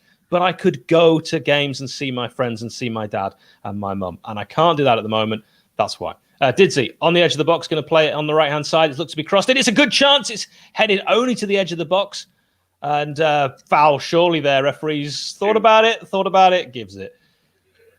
Yeah, but Jaden Bogle then, giving it, getting into the box, jumping up for a header. Jaden Bogle has just bought into this right wing-back spot so much. Now, I'm not saying he's a better player than Baldock, but he's really, really... It just suits him down to the ground, this formation, doesn't it? Yeah, he's so attacking. He's better attacking than Baldock. He's probably worse defensively, which is why I think we'd like to see both of them in the team. I think a lot of Blades would like to see us play with wingers. I think Max Lowe looks better going forward than he does in the defensive position. And we heard from Derby fans, if you went on their forum, when we signed him, and I got a couple of mates who were Derby fans who told me that Max Lowe was not great defensively.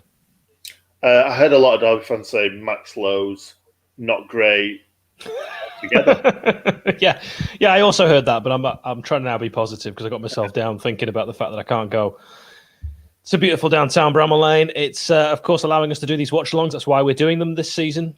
When we're all back to normal, I think Nick and I will be there again. So probably unlikely. Free kick to the Blades on halfway. Little push. Maybe an away match here or there, but yeah, it's going to be mostly us going to matches. But what would be nice is if we could find some Blades who maybe live a bit further away, maybe don't go to all the games, that could take the reins when we're going to matches and stuff. Great shout. If you think you can do this, slide into our DMs, as the saying goes. We're on halfway. Ball coming forward. Going to be played out, recycled, as they like to say, with Didsey on the right-hand side, who again will look for Basham, who's forward, as he so often is. Very few options. Ooh, look like a chance to get a shot away there. Here's John Fleck turning backwards to the right. He's definitely not got a right foot, has he? Let's be honest. It's just for standing on. It's his chocolate foot. So with his left now, Fleck plays it to Didsey. Oh, it's nice interchange of passing. Good running. Here's Max Lowe. What can he do? He can try and stand a cross up to the far stick, but it's straight into the keeper's arms. It's not a great cross. To be fair, I think the pass was not kind to Max Lowe. No, it was a poor pass, and I think he did quite well just to get it into that kind of 6-yard box. I think it might have gone out, actually, from it was in the boards, to be honest, weren't he there? Yeah, he was in the boards. It's Wallpaper Wednesday. Each and every Wednesday, get us on Instagram at Sheff United Way. We've done a wonderful wallpaper, which is now my phone wallpaper. It's the best I've seen for a long time. Some wonderful graphics on Instagram at Sheff United Way. Do follow us on there. Definitely. Oh, they're brilliant, aren't they? Oh, that was Max Lowe. Max Lowe with Naki Wells going absolutely nowhere, headed head down to the corner flag on the right-hand side. And Max Lowe says, "You shall not pass," and just pushes him over, 2 hands into the small of the back on his number 31. Why Naki Wells is wearing 31, I do not know. He is a number 9. Yeah, he is. He's been there a bit as well, hasn't he? He's not only just joined him, he was there last season, I'm sure he was. He had a loan spell at QPR. Yeah, he was definitely QPR. I thought he signed for QPR. He might have signed for QPR. We've got 1 minute. Please put us out of our misery and end this first half. Free kick, dangerous position. Patterson, number 10, over it. He's the danger man for Bristol City, along with Jeju. It's nipped in. It's played into the near post. It's looping, and it's over the bar. Ramsdale was scurrying across his line there, wasn't he? He wasn't sure then. It looked like Ramos wasn't sure. It's a great delivery. It really is. And if the header is met slightly less on it, that could have gone in. It makes me laugh, Ramsdale, when he's like... Well, Ramos, we are a pro-Ramos channel. I will say, it was Moore, by the way, who's played some time in France. The American, I think he is. Ramos does like to make saves for the cameras. He does. He loves it, doesn't he? He kind of saves like that and like dives up and saves it like that. It's a bit weird. I've never really seen a goalkeeper save a ball like that. But there are certain players that have certain attributes that others don't have, and it's not necessarily a bad thing. I remember Rory Delap's throw-in technique was like no one else's. Yeah, what we were going to say earlier was the throw, talking about Rory Delap's throw, the throw that the lad had, what was it? Weimar, I don't know. Something like that. He had it on the right and long throws coming in, but it was just a real loopy one that just wasn't really going to cause us any problems. Oh, darling. Really? You're right. Adam. Good evening. Do we like this better? I'll let Adam choose. I don't mind. Do you want to be long and thin, or do you want to be short and fat? I'll be long and thin for a change, because short and fat, well, tall and fat is my usual setup. How tall are you, Adam? 6'4". Adam's tall. Actually, yeah, Adam or was two a goal. hulls. Yeah, 2 hulls. Adam was. That's actually true. Adam was a goalkeeper, and we used to play on the same team back at university. And Adam, we were having a conversation about Ramsdale. I don't know if you were listening. Yeah, Aaron Ramsdale. Yeah, I don't know what to say about Ramsdale. I mean, parrying out into the middle, it takes me back to when you were doing a bit of filming on a park on the edge of Stoke-on-Trent, just up from the university. It was freezing cold, and you wanted the perfect shot of me diving. No ball, nothing. It was just a case of diving onto hard, solid Stoke-on-Trent turf. Yeah. Cheers for that. I was making a short film at that time, which was actually nominated for a JVC Movie Award and shown on E4. No biggie, not to brag. Because I, at the time, thought that I wanted to be a filmmaker, and anyway, went into radio broadcasting. But you're absolutely right. And Adam was an excellent goalkeeper. So, Adam, as you've seen this first half play out, what are your overriding thoughts of a game that I think is fair to say will not go down long in the memory? Yeah, people saying they're behind on the stream. I was looking for a fast forward button. That was atrocious. I think it's lucky to be 0-0. I think is the phrase. Both teams are lucky to have 0. It's awful. It's terrible. Can we just go to penalties? Put everyone out of their misery. Nick, when you saw the lineup, you must have thought, we're actually going to give Bristol City a really good game. We've picked our strongest 11. And Max Lowe. I'm never too sure, to be honest. I thought it's going to be an attacking team, but we're always prone to giving away daft goals. So I was thinking it could have been kind of 1-1, 2-2 at half-time rather than 0-0. Someone said we were drawing. I'd have thought we'd have scored and they'd have scored, to be honest. But it's just been dross, hasn't it, from both sides. Adam, any hope in the second half? It can't be any worse, can it? So I think if you, from a Bristol City perspective, they've come. They'll be happy to be in the game at 0-0 at half time. They've kept us quiet. They've not offered much going forward, and they look like they could go for the smash and grab. And dare I say it, I think 1-0 will either way is going to win this game. Adam, let me take you back to 2010, the 13th of February, because since 2010, this is the fourth meeting of the Blades and Bristol City in the month of February. Love was just about to be in the air on the 13th of February, 2010. Do you remember the score? Oh, now you've put me on the test because I gave you this stat earlier. You did. I'm testing you. I haven't got it in front of me. 3-0? It was 2-0. It was 2-0. Camera and Henderson. We also had 22nd of February 2014, a 3-0, Brayford Flynn and Jose Baxter. Penalty. When I say that name, I don't know what it conjures up. And then Valentine's Day 2015. Who remembers this one? Yeah, Valentine's Day 2015. That was Matt Doan got 2 in that one. Correct. It was 3-1 and Murphy getting the other. And our first meeting ever with Bristol City was the 6th of February 1904. Adam, the score? Oh, the score. It was 1-0. It was 3-1 in the FA Cup. And it was in the FA Cup. Our first ever meeting was in the FA Cup. And we've never lost to them in the FA Cup. I love it. Love the stats. All of those provided by Adam. So it was a bit mean of me to then test him on his own stats. Nick, if we look at 0-0, 1 half down, has anyone stood out for you in a positive sense? Jayden Bogle. I think he's been the best player on the pitch, to be honest. Not really, other than Jayden Bogle. I could have said Ampadu, but he's played too many poor passes out of play. Anyone else? I've not really watched too closely on Bristol City players, to be honest. But yeah, other than that, I think Jayden Bogle's played really well. That nice little pirouette on the edge of the box. He had his header. I thought Max Lowe should have put that in the back of the net, the volley that he had. Other than that, it's been pretty poor, hasn't it? We've not created too much. Didsy's come deep quite a lot, which I like to see, and start play. But even Didsy's not played out of his skin. No, you're right. Let me give you the stats, lads. So the Blades have had 2 shots on goal, 2 shots that have been on target, and 62% possession for the Blades, 2 corners, 1 offside. Bristol City have managed just 1 shot on target, 1 corner, and we have committed 9 fouls. They have committed 5.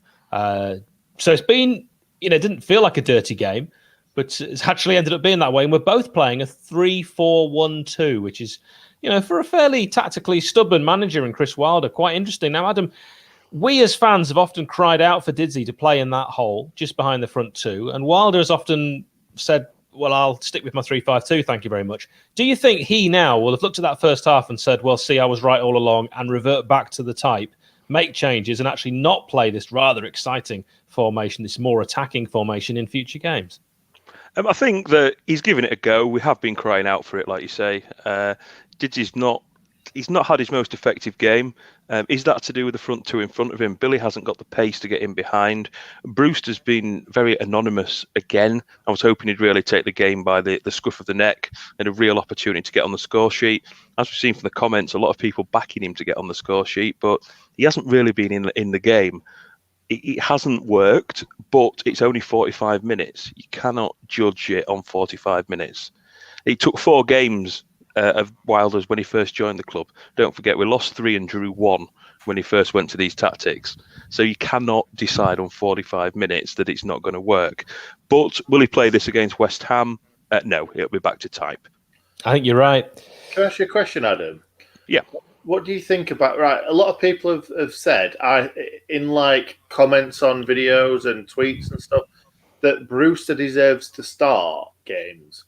I can't think of one time when I've thought, oh, Bruce had a really good game, or Bruce did something really good. I'm not saying like, having a go at him or anything, but I just feel like he needs to step up a little bit more and put himself about and do something a little bit different that makes us kind of get up off a seat. Yeah, What do you think about Bruce up to now? Well, I think the trick was missed after the West Brom game. I thought when he came on away at West Brom, he looked good. That was the best he's played in a Sheffield United shirt, and then didn't really get the opportunities. He's come with this huge price tag, everybody expecting him to score goals. Now, let's be honest, he scored a few goals for Swansea City at the back end of last season. So he hasn't played at Premier League level. It was a great battle to get him. We hyped him up and we were pinning all our hopes, expecting 10, maybe 15 goals a season from him this season. He hasn't had the run in the side. I think I said last week against Chelsea, he needs 4 or 5 games to build up an understanding. And for me, that understanding would be either with McGoldrick or with Oliver McBurney. I think he needs a bigger man up with him. And I think once he gets that first goal, we'll see a different Ryan Brewster. But, against Chelsea, those 2 shots he had, they were good. They were on target. Rudiger got in the way of them both. If he looks in, a bit like Billy Sharp against West Brom, that misses the defender and finds the back of the net, and it's a completely different ball game altogether.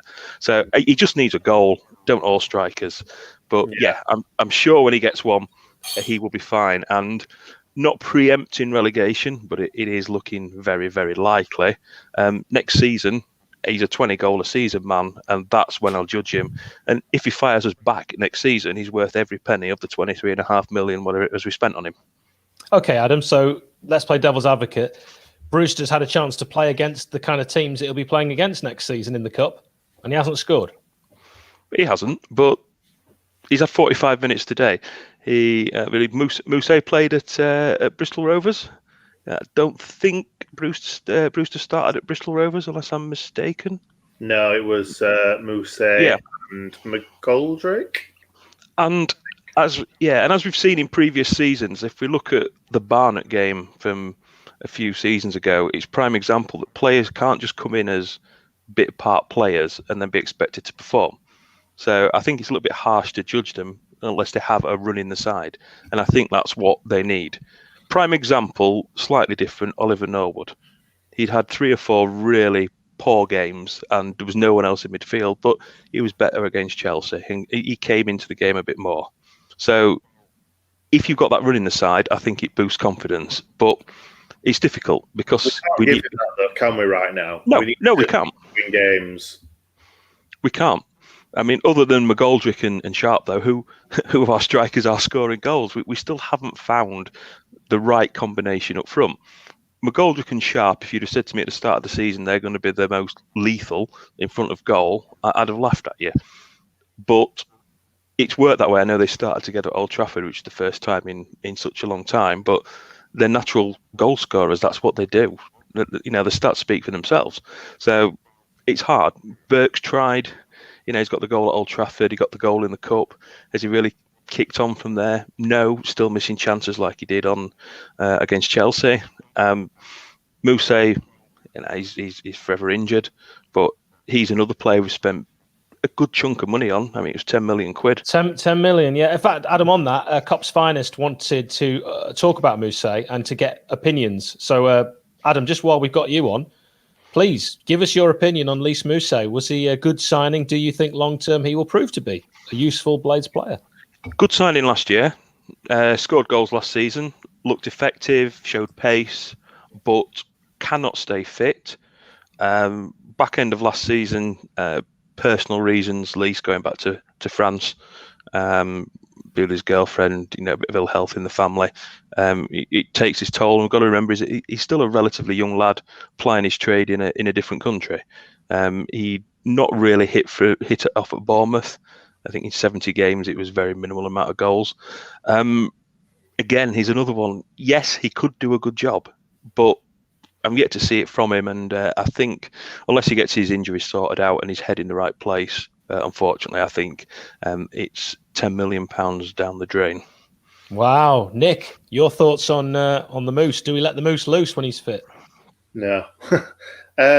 I feel that it was a lot of money, but the goals that he scored last season definitely got us to where we were, because at that point we could have struggled, and he scored a lot of the goals in that kind of month or month and a half.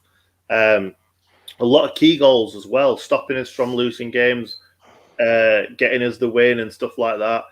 And I've said on many, many, many videos and many different channels that Mousse, when he's fit, is one of the best strikers in the Premier League. And I mean that. I think he's rapid, he's great on the ball, he's a great finisher. But I suppose you could say that about every striker. If every striker's in a purple patch or playing really well, then they're going to score goals and they're going to look good. But Mousse, for me, was unplayable in that kind of month and a half. So it's there, it's inside him, but he's only showed it kind of a few games, and he definitely needs to get fitter, sort his kind of personal life out, because we've heard a lot of things about his diet, a lot of things about him staying up all night, driving around Sheffield and stuff. So there's a lot of things that need to improve in his life for him to kind of start scoring goals again and start playing well. I would say he is a young lad, and when we did see Moose play at his best with that spell, didn't we, that you were mentioning there, it was against good teams. He's clearly got ability. It's in there, and we surely want to be the team to have that rather than sell him to another team and then they discover that. Well, we've discovered it. We know it's there. Everybody knows it's there. But somebody needs to bring it out. And do we really want to be paying a player who's got a Lamborghini money in Championship? Because he will be on a lot of money. And we've heard that CSK Moscow were interested. And I think if we get offered kind of 5 or 6 million for him, we'll probably snap their hand off, because we want to get a little bit back and don't really want to be paying those sort of wages in the Championship if we are going to be in the Championship next season. And then, maybe try and blood one of our own, like Hackford, and work on him rather than Musa. We've got enough quality on in strikers that we've got at the club.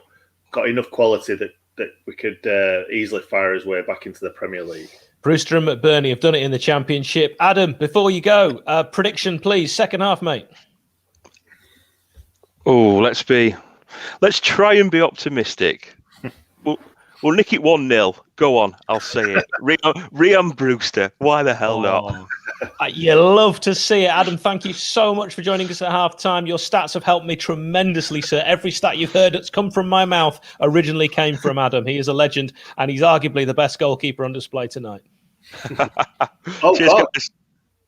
Oh, Naki Wells straight at Ramsdale. Adam would have held it. I'll just tell you quickly before I go. I am the guy who, when I played for my school team, we got beat 18-1, and I was in goal, and I quite happily share that. And there was a young lad by the name of Darius Henderson who scored. Yeah, never heard of him. He scored. It was at least half a dozen. But it was 18-1, and I dare I say I was man of the match. That's how bad our school team was. I was just going to say that. The goalkeeper, when they let in loads of goals, is always man of the match, because no matter how many goals you let in, you will make some saves and you will get man of the match. Absolutely. Cheers, boys. See you in the quarterfinals. See you in the quarters. That was brilliant. I think that was really good. I think that Adam will probably join us for an entire watch along in the future. He knows his stuff. Yeah, definitely, mate. Definitely. Might sub him in for me at some point. Might sub him in for Nick. Might sub him in for me. We might take it in turns.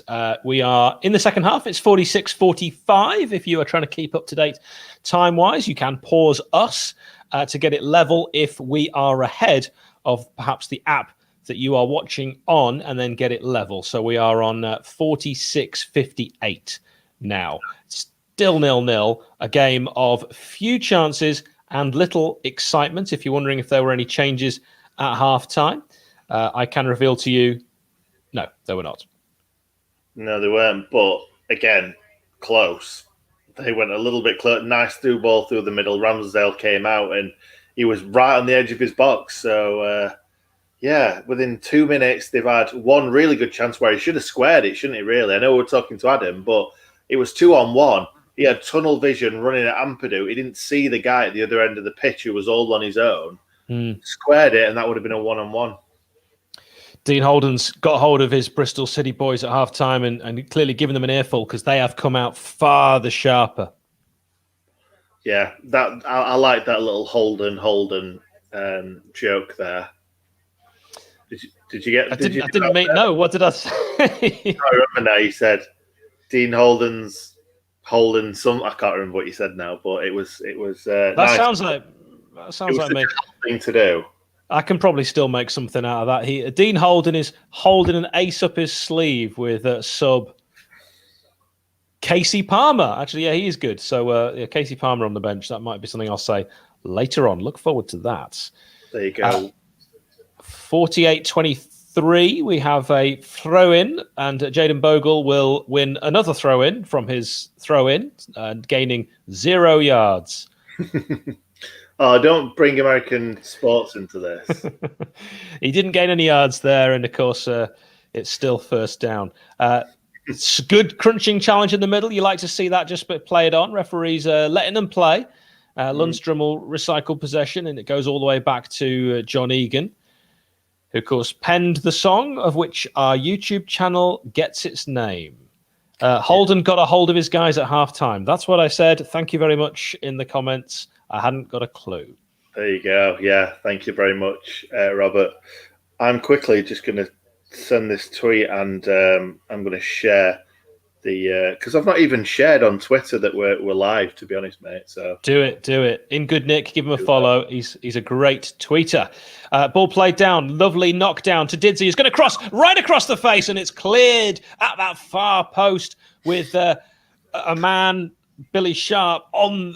If he hadn't been cleared, would have been on the end of it for 1-0. That was really good, incisive football. David McGoldrick making things happen. The cross is exquisite. It beats 2 men, and the third gets it clear. I'm just going to say, I'm sure somebody earlier in the comments said, what's Todd Cantwell doing playing at left back for Bristol City? Yeah, he does look like Todd Cantwell. He's just basically, it's a white man with long hair. Ball going to be crossed in by John Fleck, as he often does from that side. It's not a bad corner either. It's going to be a foul. I thought there was something in there, and there was. Referee was quick to blow his whistle. Jamara Jeju, this is a lovely name. Famara Jeju. What a great name to say. He's the number 9. Jumping back, referee says a foul. You see it again. Absolutely nothing. He falls over his own shadow. But this ref has been inconsistent in some respects. He's let things go in the middle of the field, which would be clearly the way he's refereeing fouls in the box. And we've seen a couple of absolute non-incidents given in the box. 51 minutes old this game, 0-0. O'Leary in the rainbow kit, going to kick it over halfway. Who's going to win it? Not John Fleck. No matter how high he jumped there, that was sailing over his head. And there's a close-up on Billy Sharp, Captain Fantastic, who retweeted a tweet that I composed earlier today, which has done very well and has promoted our Watchalong. Thanks to all of you joining. Maybe you came here from Billy, but stayed for Nick. Stayed for both of us. Oh, he's a sweet man.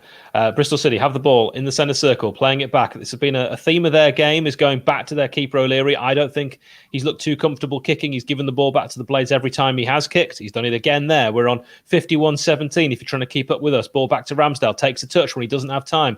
Kicks it out nicely to Basham on this right-hand side. Basham always has options. He's our representative on the pitch, and he finds Ethan Ampadu, who's right-footed but also left-footed, and he's coming forward on the left with his right. He's brought it all the way over halfway, about 40 yards out of goal, and then he'll use his left to just lay it back, and the Blades will try and get something going from this left-hand side, playing it in. That's a bit of interchange. We're back out on the flank, Didsey, who just finds himself in oceans of space no matter where, and Fleck can't get the cross to beat his first man. It's a throw-in on 52.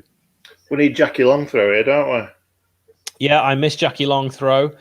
Don't know what the issue is there. Probably still injured. Didsey playing it into Brewster. Nice touch. Good ball in. It's a chance. It's going to be hit on the backside of a Bristol City player who then, falling backwards, gets the clearance away, and the blades from that clearance will start again with that man, player of the season, Chris Basham. I expected a shot there. I did too. I'm very surprised to put that in the box. Brewster was right at the back post, but here we go, Jaden. Ball crossed in. Chance! Oh, what a miss! Two players deciding that a foot not needed, that for some reason that ball will blow in. It won't, lads. You need to put a foot on it, and a firm foot. Big miss, Nick. How has that happened? Brewster, you can understand why Shark kind of left it or missed it, but Brewster stood in the 6-yard box right in front of the goal. Spot on. Basham inside. Did he? Say on the edge. It's always bending away, isn't it, that one? Right footer on the edge of the box from David McGoldrick. He looked to go to the far post, but it was always going to drift wide. No danger for O'Leary. Did as well as he could there, did he? He was leading back, got the power on it, but not the accuracy. You like to see it. I have no problem with shots like that from range. Here's the chance again, which I think was a miss by Brewster because it came at sharp at lightning pace, but it was behind Brewster when you see it again. It was just behind him. Yeah, it was just about.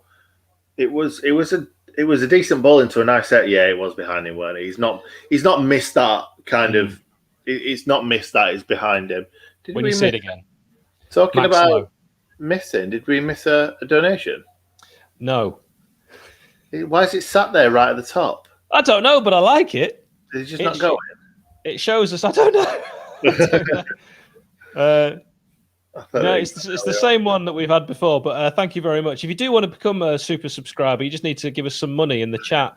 It's a thing that they do on YouTube. I didn't know about it, but I don't dislike it. Oh, nice. Jaden Bogle straight through the middle. And Prime ball, take a shot, Bogle. Take a shot. What is he? Nick, why did he pass there? It was clear as day. I know. That Billy was offside. That was brilliant, though, That was incredible. Right from right back, past one, past another. And then he plays a ball that is to a striker that's clearly offside. Sharp, got to check your run, got to hold your run. It was Prime Borbokis, though, from Jaden Bogle on Vaspor Bokis' 52nd birthday. We are rolling back the years. How many times can you mention Vaspor Bokis in one stream? It's since we got that tweet saying we don't mention him that I felt like we need to try and mention him quite a bit. We do anyway, mate. I know. You certainly do these days now Jaden Bogle plays for us. It's from those lovely people that comment on all the stuff we do on social media, but don't follow us, don't subscribe to the channel, and don't watch the videos. I'd like to know if everybody in the comments right now are subscribed. Yeah, like and subscribe. It helps us a lot. And thanks to all of you saying nice things in the comments as well. One thing we'd love to hear from you is, where are you with us from? I was going to say watching from, but you might be just listening to us. The way I like to view watch-alongs is to mute the telly, get them synced up, and listen to the extremely biased commentary. We have an injury here. We had an injury earlier to Jack Hunt, who injured himself in trying to foul Max Lowe. He was able to carry on. On this occasion, it's Williams, who's also going to be able to carry on. He's gone down. Magic sponge. Everything is well. Straight up. Question for you, Hal. Do you know when we play Chelsea, Man United, Man City, all them lot, they're always playing really well, and we're always lucky that we're still drawing with them or something. So always biased towards the other team. When we play a lower league side, like Bristol City, is it biased towards us? It's a good question. I don't think I know. But maybe because it is biased towards us, we don't notice. Yeah, it's possible.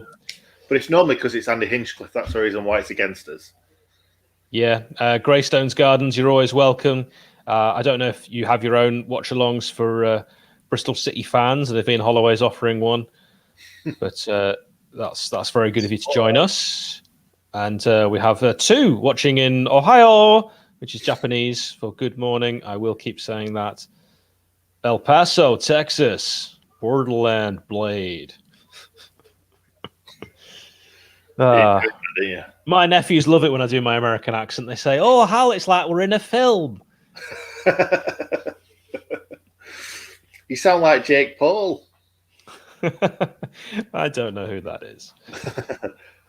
57-20. I am old. It's a throw-in on the right-hand side. Bristol City have it. They waste it, and the blades can clear, but it's only thumped up long, looking hanging, comes down with snow on it. No one wins it. Bristol City will start again from their own half, coming into that halfway box, which is also known as the halfway line, and they will go back out onto the left. Boxes around the halfway line, Hal. Yeah, as soon as I said it, it was out, and I couldn't put it back in. Your Honour. Oh. Back to the keeper. This is so bad, this game. It's an awful game. You can tell how bad it is that we're talking about Nicks of the Year and Dinos of the Year and talking about Vaspabakis way more than we should do. And I think Dean of the Year is a genuinely great idea. How many other Dean... I'm going to say Dean Sturridge, but yeah, he did play for us, didn't he? Yeah, Dean Sturridge. I signed Dean Sturridge for Sheffield United. I think I told you that. Real life. I signed Dean Sturridge for Sheffield United when I met him in Birmingham at New Street Station. I told you, and I said to him, Dean, I'd love it if you signed for the Blades. You'd be really popular there. He signed a week later. I signed Connor Washington for the Blades when I met his wife at my local gym. And that's it. Those are the only two players I've signed. And they were both shocking for us. All right, let's not look at, how many... Did you also sign Aaron Ramsdale as well? Sorry. Of course, no. We are a pro Ramsdale channel. Thanks. I've just got a lot of these kind of comments coming in. Well, my nephews like the accent, so poo to you. Right, I was going to say something else, but I remember that I said on Twitter to a very nice man that we are child friendly as a watch along. Yeah, and we are most of the time, aren't we? Yeah, absolutely. And you can always rely on me. Yeah, except for you do say one word that you say isn't a swear word that is definitely a swear word. I'm not going to say it now, but I know the word you mean, and it's not a swear. It's not in my big book of swears. That's how I know it's not, which I refer to often. Now, dreadful game. You're not missing anything. I feel like the only way we're going to get anything from this game is if Jayden Bogle goes on a mazy run and puts one in the top corner. It's going to take a moment of magic. Nick's absolutely spot on. Snow's starting to fall. A beautiful downtown Bramwell Lane. I wouldn't care if I was there, absolutely freezing. I'd just rather be there. I'm sure we all miss our beloved Blades. By the way, if you want to be... it's a scooped nutmegs from Bogle goes horribly wrong, and Bristol City will win a throw-in. If you want to join us on the super... You called it super hat, didn't you, Nick, when you messaged me? Super chat, we would appreciate that. It's not going well. There's nothing to report on. There's nothing to say. Hopefully this watch along has entertained you a little bit more. Ian's just said, it's not snowing in Mexborough. Is it snowing here? It don't look like it to me. Because it is obviously it is a S2. No, not here. Not in S20. What about S20. you, Hal? You've not had a lot of snow down there, have you? Have you had any? Yeah, we've had plenty. It was snowing today when I went out to do my necessaries. This guy's literally just like the worst. It's like the opposite of a super chat. We've got a Dean of the Year nominee. Dean Windass. Of course. How do you get Dean Sturridge before Dean Windass? Something wrong with our brains, mate. So we need more Deans for Dean of the Year. We also need to find out which Deans are on social media. Yeah, Dean Windass is a massive one. Have you seen what he does on Twitter? He's a massive one. What does that mean? He's a massive Dean of the Year because on Twitter, he's brilliant. He does a video every day and he's like, what does he say? Bed's made, pillows on top. Oh, Billy Sharp on ball into the box. Chance. Billy. It's one. Oh, he's hit the bar. It was absolutely clear through. It's off the line. It's gone underneath the keeper. It's scenes. 62 minutes in, and it's pure scenes. How has that not gone in? 2 chances. What the hell? City hit it, and it hit their that looked like a ball. That. It's taken a wicked deflection off their defender and then another defensive clearance. I think that's a penalty. From Callas. We're going to see this. Watch. VAR going to watch this again. Oh, you can't see it, can you? You can't tell from How that tall is angle, that boys. handball? Did he ask for it? Lads. Lundstrom's second shot goes under the keeper. It's cleared off the line. No handball with the second one. Mawson does superbly. But is it a handball from Alfie Mawson? That was poor from the goalkeeper as well. It went straight under his body.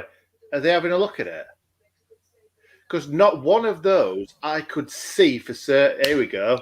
No goal at the moment. VAR having a look at the handball from Alfie Mawson. It's handball. It's handball. A former Barnsley player. That's we handball. may have a penalty. Nick called it. I've said so many times to Nick, he spots stuff light years ahead of me. He called it. That's why you're following good Nick. I thought it was his other arm though that he cut. I thought he put his arm out like that, but actually it's hit the one closest to the goal, hasn't it? Pop in the comments. Is that a penalty? He's going to look at the screen. You know what that means?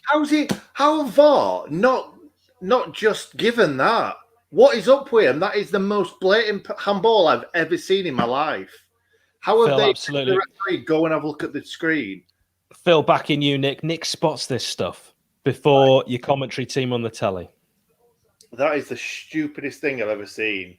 The referee's going to look at it once. Watch. I bet he looks at it one more time, and that's it. We said it might take a set piece to win this game the way that it's been played out. Handball, yeah. Are you back? Go on. You don't need to look at it again, ref. Not a penalty, Bristol. It'll be a penalty to the Blades if it's going to happen. Dean of the Year, Dean Hammond is definitely a nominee. Fear not. Right, what's he said? It'd be a red, wouldn't it? Whatever that means. It's a red card. It's going to be a penalty, Alfie Mawson. It is Mawson, isn't it? Am I right? Yeah, it's going to be Billy Sharp, isn't it? I don't know why he's doing that because he knows it's hit his hand. Maybe he's not tried to stop it from going in. Maybe he's just put his arm out, but he knows that's hit his arm and it will go in the back of the net. Yeah, if it doesn't hit his hand, it's a goal. I don't think it was intentional. Let's see again. Not necessarily. Didsey's shot is going in. Keeper doesn't cover himself in glory. I don't think it's intentional. It's where the hand would naturally be. But only stopped it from going in. Yeah. No, it's a penalty. Only Alfie Mawson will know. And he's not going to tell us, is he? He's not going to come on this channel and tell us. You can pause us if we are ahead. I'll remind that again. Sorry, you can pause us if we are ahead. 64-54. If you want to be exactly level with us, we can get level. Don't, if you're ahead of us, put in the comments if it goes in or not. Are we going to scream our lungs off if this goes in? Nick and I are not looking at the comments. It's beautiful. Billy Sharp, Captain Fantastic, steps up. It's a goal! Bottom left corner! I'm not sure I'm getting excited as you because when we get a penalty, we should really be putting it in the back of the net.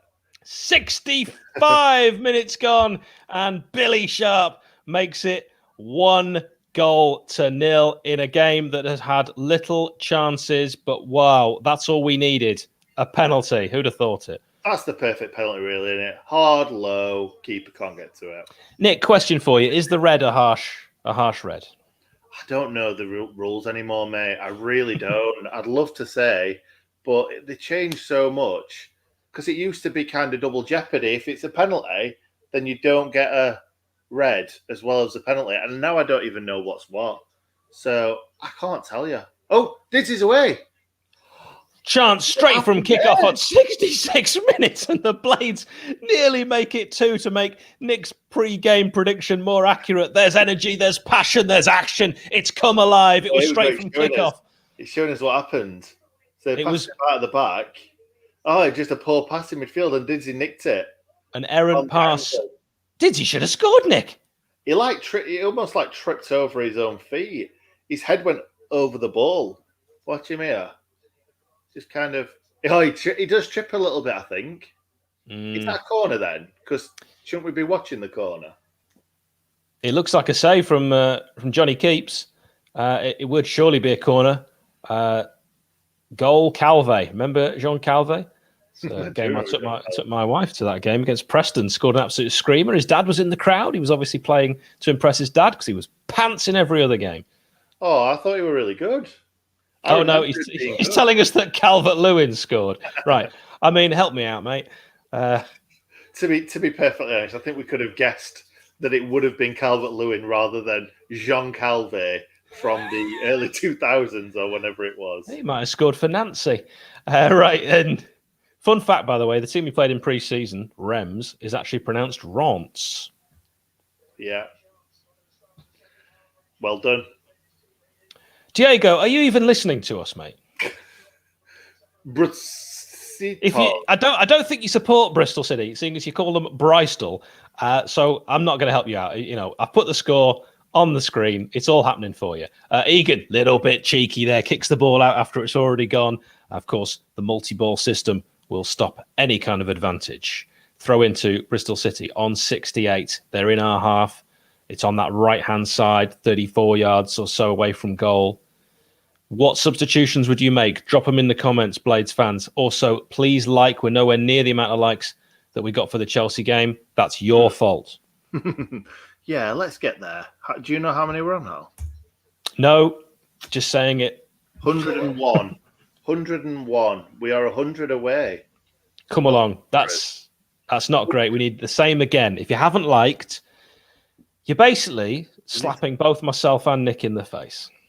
Yeah. I was going to say nothing. I'm not going to say that. What changes would you make, Blades? Let us know your thoughts. James is bang on. Happy with that. Bring on Ozzy. Give Flecky a bit of a rest. Oh, darling, that is a great shout. Dependable Ozzy. Ollie Burke. Ollie Burke. Ole, ole, ole, ole. Ollie Burke. Ollie Burke. That's a Hal Stewart original. I definitely came up with that entire tune. And let's make that his song when we all get down to Bramall Lane. Put in the comments if you like that song. I don't want to see any no's. Right, ball on the right-hand side. Good ball. Played in to Bogle. Tries to backheel his way into the box. What happened, Nick? I don't think Jayden Bogle knows what happened, to be honest. Because he backheeled it and it was almost like a through ball to himself. I don't know how he managed that. But say if it had worked. Yeah, could you imagine? I'd have done that thing. Everybody would have been going mental about it. I'd have done that thing that you can do that I can't do. What's that? The Booyakasha thing. That's it. I can't do it. If you are younger than 35, that was a thing in the early noughties. Do people still, when they phone each other, say, "Wazza"? No, but there's a lad at my work who does that. And I always find it really weird. Basham put it in. Oh, I thought that was going to go front post, Billy Sharp, but it was a great more. How do you like it? A corner is the answer to that question. It's Tyler Moore. Taylor Moore. Help me out. I don't know.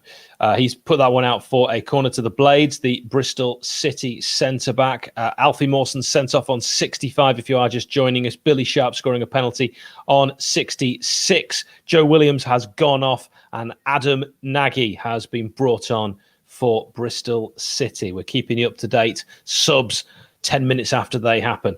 Corner, crossed in. It's at the far post. It's met well and it just bobbles out after it looked like it was going to be a Brewster header on goal, but Brewster kind of, I think, looked like he made a bit of a meal of that, Nick. Yeah, I think someone jumped. Yeah, I think someone jumped up just in front of him, and it put him off. Nick, it's just not falling for him, is it? He's not having a good time, is he? I don't know what to suggest, to be honest, for him. It's just Ollie Burke. Ollie Burke. Yeah, but we don't. I want to see him score a goal tonight. And I think being 1-0 up against a team with 10 men, they've got to try and get back into this game. And something could just open up for Brewster. Yeah, you're right. Brewster is going to be a confidence player of that, I've no doubt. He scores 1, he scores 20. The first, he has to get before the second. Absolutely, mate. Absolutely. Same with Didsey, weren't it, really, last season against Chelsea. Yep. If you build it, he will score. From Field of Dreams, that quote, slightly altered in a way that doesn't make sense. Oh, lovely back heel. Bristol City trying to build something on this left-hand side. They're cutting in, trying to get into the box. They've got support. They've got men. They've only got 10 of them, but they're trying to get 9 forward. Looks like a foul. Referee blows his whistle, slightly delayed after the hop, skip and a jump from John Lundstrom. It's going to be a substitution. Ollie Norwood. Bit of a boring substitution, that, isn't it? Very boring. I were expecting it. Billy Sharp. You don't take Captain Billy off. I disagree with that. Of course, he scored on 66. We're seeing the penalty again. Lovely penalty. If you put it in the bottom corner, keeper's got to do well to save it. Yeah, or go early. But he's not happy, does he? He does not look happy that he's coming. You just don't take him off. Anything in the 6-yard box, Billy scores it. That there's no question. Why have we gone from attacking 3 strikers? They've got 10 men. We're 1-0 up, and we've taken off a striker and put a defensive midfielder on. The danger of Bristol City, obviously, Wilder is thinking 10-man lower league team. Are we fearful? Should we be fearful? Is that a mindset? Big questions. Norwood with lockdown haircut. Yeah, we mentioned that actually in the last stream. I like that, darling. Thank you very much for the comment. Wells off. Masengo is on number 42. Probably not a regular. Maybe he is a cornerback. I don't know. Oh, good pass. Ball in the box. Oh, Bash couldn't beat the final man, but Norwood, early signs. Crossed in from Lundstrom, cleared, first man, again. Didsey will try and keep things alive by doing the exact opposite and going all the way back to Ramsdale. He was playing a through ball to Ramsdale, it's fine. Yes, absolutely. Get Bogle up front, says Mark. Good shouts. You could play Bogle anywhere, really, couldn't you? Yeah, I think in the Duffy role, that's the future, mate. Do you know what? I'd have brought Didsey off, give him a little bit of a rest. I know he didn't play much in the last game, but we're going to need him for the rest of the season. What a poor ball from Norwood. He's been on 2 seconds and just passed it straight to their player. One back in the middle. Good challenge. Referee says no foul because, of course, it wasn't. Absolute nonsense. Fleck out wide on the left-hand side. Max Lowe. How's he played for you, Max Lowe? Nick, we often have a go at him. I've not seen anything of him in this second half. It's barely gone down the left-hand side. You're absolutely right. Same as first half, really. He's played okay. Still should have put that chance away. I'm going to say it all stream, but we could have been 1-0 up in the first half. He is a left wing back, though, in fairness. He's not there to score goals. He's a professional footballer. Is he? I mean, I've asked that question. Chance. Oh, Didsey on the edge of the box just went from something out of nothing. Right foot. Again. Didsey's done this twice now, leaning back. I always tell my 5-year-old nephew, 6 next month, when you have a shot, don't lean back. No, don't do a Fat Joe, at least. I wonder how many youngsters don't understand what that means. Lean back. Lean back. If you're talking hip-hop, mate, you're talking my language. We'll be on terra firma there, no danger. What happened to Fat Joe? Oh, he's thin now. He's thin, Joe. He's just released a new single, actually, it's called Sunshine. Check it out. It's absolutely brilliant. Never knew that. Never knew that. Things you didn't know. Hal knows a lot about hip-hop, and Fat Joe's lost a load of weight. It's all happening. Well, Fat Joe can't now be called Joe because there's already a musician called Joe. He doesn't suit it. You know how some people just suit being fat? Yeah. Because he's still got the fat face. Yeah. But he's got the loose skin, which, of course, you can sort with surgery. And it's a very good idea to lose weight. Don't let me say that it's not. If you are overweight, of course, big pun, his best friend lost his life from being overweight. So he's trying to do the right thing. You probably didn't imagine you'd hear this on 76 minutes in the FA Cup. It's Sheffield United 1. Rubbish. Yeah, talking rubbish because not a lot happened. This is a game that's been really just one moment of excitement, and that's come from a penalty. And without a penalty, it didn't look like the Blades were going to score. We've been the better team. We've looked more likely to score than Bristol City, but yeah, it's and we would have scored if it wasn't for the handball. So let's just say that we've not got a penalty. We're not got lucky to get a penalty. It would have gone in the back of the net if he didn't handball it. Yeah, just the difference is who the scorer was. So Didsey and Sharpie on that race for top goal scorer for the Blades this season. God. It's not embarrassing that those two are there, but like how many goals they've scored. No, I think in a way, after we spent 53 million on other strikers, it isn't right that those two that got us up all those years ago should be our best 2 strikers, and they have been this season. Yeah, all those years ago. Wasn't too long ago. But do you know what? Would Leon do any worse than some of the strikers that we've got this season? I said to you when we signed Brewster that we could have saved a bit of money and just play Hackford. And if we had done that, he wouldn't have scored any less goals. I know, but all the fans were calling for a striker, weren't they, just before the start of the season? Just before the end of the window, because we'd lost a few games, and it were like, we need a striker. And I never thought we needed a striker. I always thought we needed an attacking midfielder or someone with a bit of... Oh, what has he done there? I think that was in the box. That's 100% outside the box, but we'll see it again. Just so you know what's happening, 77 minutes gone. The ball was played over the top. The O'Leary goalkeeper for Bristol City came out and looked like, according to In Good Nick, and I'll be honest, he doesn't miss too much, looked like he handled outside the area. I thought it was in the area. Nick says not. 9 times out of 10, go with Nick. Even if it's right on the edge of the area, though, that's inside, isn't it? So ball still hasn't gone out of play, which is why we are not knowing what's going to happen with that. VAR will, of course, look at it as we are at a Premier League ground. We've already seen VAR in action so far. Bristol City. To tell you what's going to happen, VAR's going to look at it and say, referee, do you want to go and have a look at the screen? Well, when that happens, it usually goes in the favour of the decision being given. When they look at the screen, it's because VAR have had a look at it and they said, we think it's this, but maybe you want to, so you get the grief. Yeah, exactly. Blades win it back, and they decided to keep the ball in play rather than let it go out. It's a ball played into Brewster, who takes an interesting touch. He gets a bit lucky. It falls to Lundstrom, who's going to glide forward, lays it off to Jaden Bogle, who's going to glide forward to Ollie Norwood, who's going to pass it to this man, Chris Basham, who decides to jink as if he's going to take Masoengo on, but instead drops it back to Norwood with his ping, who fires it out onto the left-hand side, and we get things going with John Fleck, who drinks Iron Brew. Plays it back to Didsey, who's a slightly short pass, but the Blades keep possession with Fleck, now Lowe, who's been invisible this second half, no fault of his own. Ball in the middle. Norwood. Short ball this time. Bash. Back to Norwood. It's patient build-up from the Blades. Basham. Good pass. Heavy touch from Lundstrom, who plays a poor ball straight out for a goal kick. I didn't care about that passage of play. I just want to see VAR, or I want to see it being shown again. Here it is. We're watching it again. Keeper comes out. Voice. It looks like it's through his hands and hit his chest. Is it on the?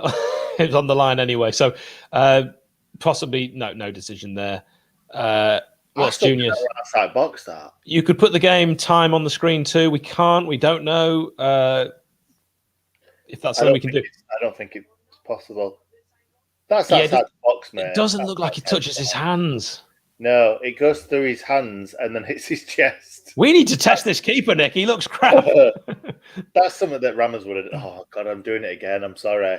Internalize the Rammers negativity. That's what we're going to do.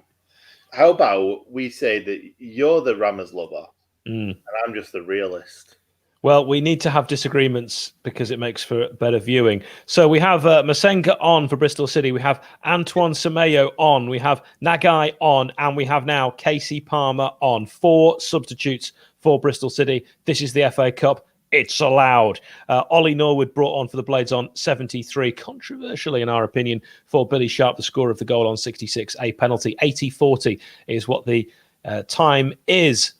And Bristol City are going to thump that ball back into the box. They've offered nothing as an attacking threat at all, and the Blades will try and bring it away. And then a free kick is given to Bristol City. Looked like a foul on Brewster to me. Nick, your thoughts? I think he's got clocked, hasn't he?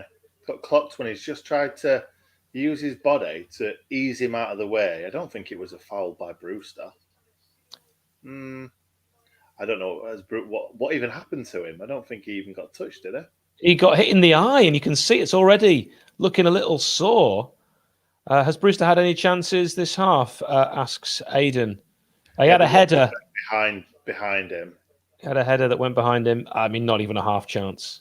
He had a player blocking him, his own player. Ball chipped in from a nothing set piece that should never have been given. It's going to fall to Masoengo, who's actually seeing quite a bit of the ball on the edge of the box, cleared by the Blades, but not too far. And Palmer's going to try and keep it alive. He's going to work his magic, but it's a good interception from Max Lowe. Then takes a heavy touch from Bristol City, have the ball back on this right-hand side, getting work into the box with men in there. Who's going to win the header? Bristol City do. It's nodded down. It's a chance. And then cleared by Jaden Bogle. It's brilliant. And his clearance actually wasn't too bad to set Brewster on the run, but O'Leary, the goalkeeper, will tidy that up, and his kick is not bad. Although A lovely turn from the Bristol City midfielder, which forces one of ours to fall over, and a ball swung into the middle of the box. God. What's Bogle doing? He let it go when he should have just dealt with it, and now he has to. And it's a foul by Todd Cantwell. It's actually Towler. Towler Cantwell. Yeah, Towler Cantwell. Do you know, Look who's coming on. Here he is. Oh, God. Not again. Ollie Burke. Ollie Burke. Ole, ole, ole, ole. Ollie Burke. Brewster's going off. We don't have a song for Brewster. Does he deserve one? Arguably not. Not yet. Not yet. Score a goal, then you get a song. Yeah, because you know what they say. What did they say? I don't know. I was hoping you were going to finish that. Songs. Goals mean songs. That is a saying as old as time. Ian, I'm not going with that song. We're reserving that for when we re-sign David Brooks. Do you know what? That's a good one, That's a good one. Don't agree with him, Nick. How dare you? This song for ages. I've not said that Ollie one. Burke. Ollie Burke. Yeah, I'm providing crowd noise. That song that you've just been singing for however long. Just pipe me into the stadium, boys. Just listen to this, right? That reminds me of such a Sheffield United song. I remember Bobby Harris. What was the song now? And United fans used to sing it over and over again at away games. And it was like the easiest song to remember. What was it now? Oh, I can't remember. Someone let us know in the comments. What was the Bobby Harris song that everyone used to sing? Semedo on the attack on this right-hand side, brings it into the middle. Bristol City for once looking threatening. Don't like it. It's typical Blades sitting on this 1-0 lead. Then they manage to win the ball back and bring it clear. Didsey, as deep as Didsey usually gets, as deep as a deep dish pizza from Chicago, and the pass is poor. O'Leary, the keeper, has not been tested enough. We've seen him tested seriously twice, and he's been found wanting. Do you think that taking Brewster off is going to dent his confidence? Do you think he needs that goal tonight? Leave him on. He's not starting in the Prem, so leave him on. Yeah, he's got more chance of scoring in a game like this against 10 men than in the Premier League for me. So this would have been the perfect game to get his confidence up. I'll say it once, I'll say it 1,000 times. I agree with In Good Nick. Bogle wrestling with Todd Cantwell and winning it. Ball played forward by Lundstrom. It's a good ball to Ollie Burke. Ollie Burke, but he can't keep it. And Bristol City will try and build from the back. Sorry, I was just doing a cough.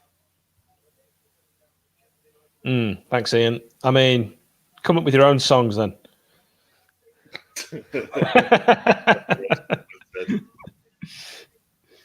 Time, we are on 85-14. It's 1-0 to the Red and White Wizards, but Bristol City getting a lot of the ball on the right-hand side. They're not doing anything with it. They're passing it quite neatly. They can't get across it. They haven't had men in the box. They haven't given Ramsdale anything really to do, certainly not this second half. Foul. 119 likes, Hal. 119. Yeah, by the end of the stream. We need 200 for me to be even mildly impressed with you, viewer, and your contribution. Nick and I are doing all the hard yards. You need to up your game. Yes, you do. Absolutely. And since I've said that, guess how many people, how many did I say? 119? Someone liked it and then unliked it. Not on. They're just taking the P out of us. Sorry, I can't swear, can I? No, you can't. Gently down the stream. 86:10 is the time. If you want to try and get level with us, you can pause this. Please like, please subscribe, follow us on social media at Sheff United Way. Lots of people interact, hardly any of them follow. Ball played back to Lundstrom, who's going to try and find an opening here on the edge of the area. I was trying to tell who it was. I'm so far from the telly, they're ants. Max Lowe looking to jink his way through, gets very lucky because he didn't really know what he was doing there. Brain not working as fast as the feet, gets it back to Lundstrom. It's going to be recycled by Ollie Norwood out to Ampadu, who's right-footed but using his left. Finds the man in the box. Chance for a cross. Heavy touch. And they've put it out for a corner. From Max Lowe, very heavy touch. And it's cleared for a corner. New drink for In Good Nick. What are we going with? Coke? Coke Zero. Oh, Coke Zero. It tastes just like the real thing. Not far off. It don't give you fairy teeth. I quite like the fairy teeth. Ball played in on the edge of the box, taken well. Max Lowe, cross. Oh, it's cross-come shot, which took a deflection, did it? That should be a corner, surely. Yeah, it was. It was. Starting to come into the game a bit more. Again, though, by Lowe. So what do we make of Max Lowe? Pop your thoughts in the comments. And do follow us on Twitter. I might keep singing that song until we get another follower on Twitter. 87-30. Ball cleared from the corner by the first man. Shall we have a little look how many subscribers we've got since we started? Yeah, we were on 1509. 1509? I think. What are we on? Subscribers? On Twitter. I'm on about. Yeah. On Twitter. We've definitely smashed a few more subscribers today. What did you say? 1509? Yeah, that's what we were on Twitter when I last checked. You're not missing it. You. Oh, brilliant. Thanks to all of you. I love you all. Ball played in. Ollie Burke, the willing runner, but it's overplayed and it will roll out for a goal kick. This has been an awful game of football. It's been torrid at times. The weather has been one of the moments of excitement.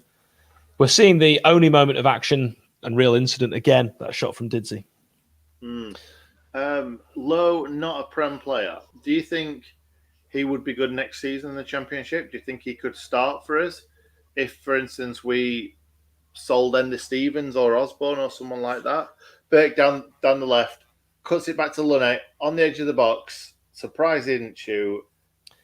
He goes back to the left. Go on, Al. He goes back, doesn't he, Lundstrom sometimes, Nick, when he should shoot and shoots when he shouldn't. Exactly. My thoughts exactly, mate. Yeah, ball given away cheaply, given away about to say by both teams there, but Masengo has seen a lot of the ball since he's been brought on. Looks like a tidy little player. Wouldn't mind us signing him if he's anything to this performance, anything to go by. Great turn. It's Semedo. Skill. 1, 2. Masengo now. Bristol City looking dangerous. Will they do anything with it? Will they finally get across into the box, or will they just pass it around? It's chipped over. We always look susceptible from the ball over the top, and it's Egan who deals with it. But if they had watched us at any point this season, they'd know we're susceptible to the ball over the top, Nick. Yeah, definitely. And not really seen much from Burke. He's battling well there. Oh, another poor pass. I think Lundstrom's poor passes today this game. Lundstrom's been particularly guilty of the poor pass. Yeah, definitely. I think they all have, to be honest. I think they've all been pretty poor today. I think bit of magic for the goal. Nice play, and then we got into a really, really good position. Didsey would have fired it in the back of the net if he didn't handball it. I think there's been a couple of bits of magic today. One came off, and that's where we've got the goal from. Darling, you are so right. Please not another 30 minutes. I was just thinking that. Please don't score Bristol City. Not because I'm as bothered about winning. I just don't want to see another 30 minutes of this rubbish. So, Nick, you've seen every possible permutation at left wing back. Who's your left wing back if everyone's fully fit? Are we talking everyone fully fit and everyone playing to the best of their ability? Yeah. And Stevens. And best I've seen. And Stevens. I'm an Osborne man this season. He's looked better than Ender. Keeper's come out. Burke said it past him. He was on the angle. He was shooting from kind of outside the 18-yard box into an open net, but their defender just got back and cleared it off the line. But this goalkeeper's been dodgy all game, hasn't he? Totally agree, Nick. We haven't tested him anywhere near enough. It was a good effort. Ball over the top. Passed it like just inside. Yeah, but didn't do the right thing. He tried to curl it in from a tight angle when he had a completely free John Fleck in oceans of space. You could have parked the QE2 in the space where John Fleck was occupying. Didn't even look at him. And I think that's Burke's problem sometimes. He picks the wrong choice every time for me. Well, not every time, but a lot of the time. But there's only 3 minutes left. Well, 3 minutes of added time. We're 1 minute and 40 seconds into it. Just whistle, ref. It's been one of the worst games I've ever seen, and I don't often say that. We are 2 minutes away from being put out of our misery. The main thing is in the hat on Thursday. That's when the draw is for the quarter-finals. The Blades making it into successive quarter-finals for the first time since 2003, 2004, I think. Free kick to Bristol City on 93 minutes. Not a lot of time left. Nick, can you see Bristol City nicking one? No. Look at that. Look at that. What are you on about, Lee? Hal. Discuss. Well, Curtis Woodhouse has made my favourite ever Blades 11, so obviously I think he's very, very good. He was a wonderful central midfielder, so not even in the same position as Lowe. Did have a left foot, that's the only similarity. Ball played over the top, it's an awful ball. They haven't tested Ramsdale. If I'm a Bristol City fan, I'm saying Dean Holden out. Yeah, right. I'm sorry, Lee. I didn't mean to throw you under the bus there. I just knew that Hal would have something to say about that then. I like Curtis Woodhouse. I don't like the fact that he's ignoring us on Twitter, but I like him as a player. He was really good. More me than us, Hal. So I consider you and I as one. We're like Volgatron. It's one for the teenagers. Referee looks at his watch. We've had 93. Everyone. Oh, it's a missed kick from Bristol City, but it doesn't matter. It's all over. It was awful. It was terrible. It was garbage, but the Blades get the win. I'm sorry you had to endure that. If you didn't watch us on here, if you've only just tuned in now, this was far more entertaining than the commentary, and I hope you feel very bad about that, feel quite guilty, and it ruins your night. Yeah, there you go. Can I just put that on? Yeah, Adam called it. He knows his stuff. Let's see if Adam can get one right for the next game. Of course, West Ham on Monday. We will have your match preview for you as per on Sunday. Before everybody goes and leaves us, please can you just like the stream? We are on 127 likes. Can we get to 150 before we go? There's over 100 people in the stream. Come on, guys. 132. 132. You've obviously, at least some of you haven't liked the video. So come on. Do it. Now. Thank you all that have joined us. It's made me laugh loud. You probably saw the same one. It is really, isn't it? Because we didn't turn up today. Nick, did we? No, we didn't. Well, no, we didn't. It was really poor. We could have won that game pretty comfortably if we actually played half as good as what we usually are. They were poor. They were really poor. Best thing to come out of tonight? Jaden Bogle? The new song for Ollie Burke. I think a lot of people are talking about that. There's a real buzz on the street, I'm hearing, about that. I don't think that's the case, if I'm honest. A lot of buzz. I'm getting that feeling. Oh, we've come up with Dean of the Year. That's happening. Dean of the Year, that's great. Yeah, let's get that happening. Let's get that. If anyone could think of ways we can actually vote for Dean of the Year, I mean, it could be a straight vote. It could be. I think it should be something like we tweet them and see which one's the first to respond. I think that's fun. Tony Raw is right. Woodhouse did play left back for a few games. Absolutely, I remember him playing left back for a few games. He actually came up a bit as a left back from his youth team days, but he's not known as a left back, was he? So that's why. If I'd stuck him in at left back on my favourite 11, people would have said, "Why have you put Woodhouse at left back? Why have you not put someone who was a natural left back? You only played a few games there. What's wrong? Do you not even know your stuff?" When people mimic people, why do they always do the exact same voice? Everybody, it's like a universal voice. Oh, every time. Yeah. Well, I think by the way, we can't do a poll for Dean of the Year. No, you're right. Dean Henderson would win that straight away, guaranteed. No, Brian Dean would win that. Oh, Brian Dean. See, it's worth doing. I still don't think that'll happen, mate. I think Dean Henderson will win it. 100%. A lot of kids out there. That's we've had some controversy tonight, but that, without doubt, the biggest from In Goodman. I think there's a lot of kids on Twitter that won't even know who Brian Dean is. Are the kids on Twitter? Aren't the kids on TikTok? Top TikTok. TikTok. Do you still need the sound on now the game's finished? Oh. I'm sorry. I'm not being rude. Well, I don't intentionally being rude. It's like tinnitus. It's just there. So let's get some of the other scores then in the FA Cup to find out who we could be playing in the quarterfinals. The Blades make it through a 1-0 win. Manchester City, of course, today went to Swansea. It finished 1-3.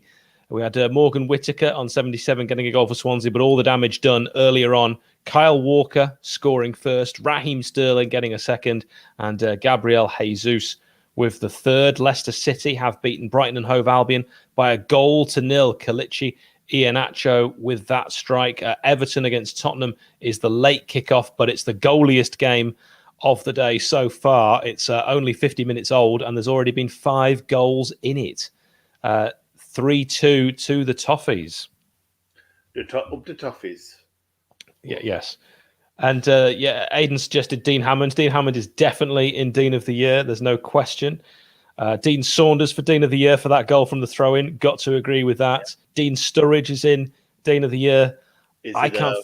Yes, because he played for us. Every Dean that played for us is eligible, and then we might weed Deans out as the years go on. I can see this going on for 6, maybe 7 years. It's a brilliant idea.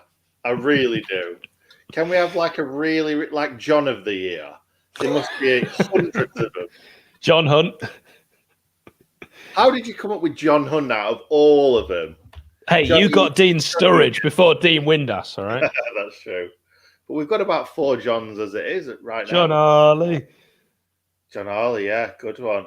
John Tudor. Yeah, Grandad. I'll give you that one. Yeah. John O'Connor. John O'Connor. Did he ever make a first team appearance for the Blades? I think he did, yeah. He was terrible. John Joe O'Toole. John Joe O'Toole. I really liked him. My dad always said he's a terrible footballer. I think it was because of his messy hair that I liked him, to be honest. Darling, you've done it again. Ebrell. John Ebrell, what a legend. £1 million in Howard Kendall's back pocket. Johnny Stead, absolutely. Stead. Yeah. Carl, you absolute legend. Would have stopped watching if it wasn't for us. Thank you very much. John Hope, yeah. John Burridge, of course. What an absolute legend. Yeah, of course, if you can think of any more. So at the moment, we're doing Dean of the Year. That's going to be something that's going to happen. Nick, just talk for a second. I need to look something up. That's fine. How many more Johns can we come up with? There must be tons and tons and tons. Okay, Stefan, let's get back to real stuff right now. Can we make the Great Escape? Is it possible? Is it going to happen? I can't see it. I don't think many fans that truly believe that we're going to get out of this relegation. Is it possible? Yes, there's 56 points left that we can get in total, which we can win the league with. Fact. That is a fact. I'm not sure it's a fact, because if Liverpool and Man City and all them lot even draw a few games, they'll overtake us. Oh, I'm not sure about that. John of the Year. Adrian Little John. I love that. I love that. That's the winner for me right there. Hal, love it. You're an aging bloke. You keep saying that. John Cutbush. Is that a real thing? Is there something we're missing here? That sounds like a name from an adult film. It does, but I don't think it is. It's not a very funny comment if it is. Thanks, Nick. I mean, you put me on the spot. It's the best I could come up with. Yeah. Johnny Sins. I always call a goalkeeper that I don't know Johnny Keeps. Yeah. That's every goalkeeper we've ever had are in John of the Year.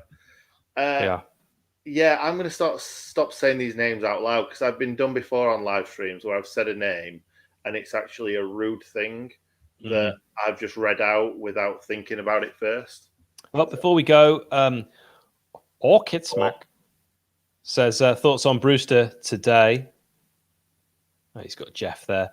I think Brewster will be disappointed with his performance, if I'm honest. He will have wanted to get a goal today. He never really looked like scoring. Sometimes his positioning was poor. I think he's lacking in confidence. He desperately needs a goal, doesn't he? Because he's been a signing which he can't affect how much he was bought for, but I think it's weighing on his shoulders. Yeah, I think it's time to start thinking about next season, to be honest, because I can't see him getting many more, even sub-appearances, because we've got a lot of strikers in front of him that I would rather see come on the pitch than him. But saying that, he did come on against Chelsea, he had a good couple of shots that fell nicely for him that got blocked. So, I don't know, mate. I don't know. Nick, before we go, your thoughts on Max Lowe and Winter Watch has just started on the red button, by the way. Yeah, I know, it's great, isn't it? Can't hear it though. I can tell what he's saying though, definitely. Max Lowe, poor today.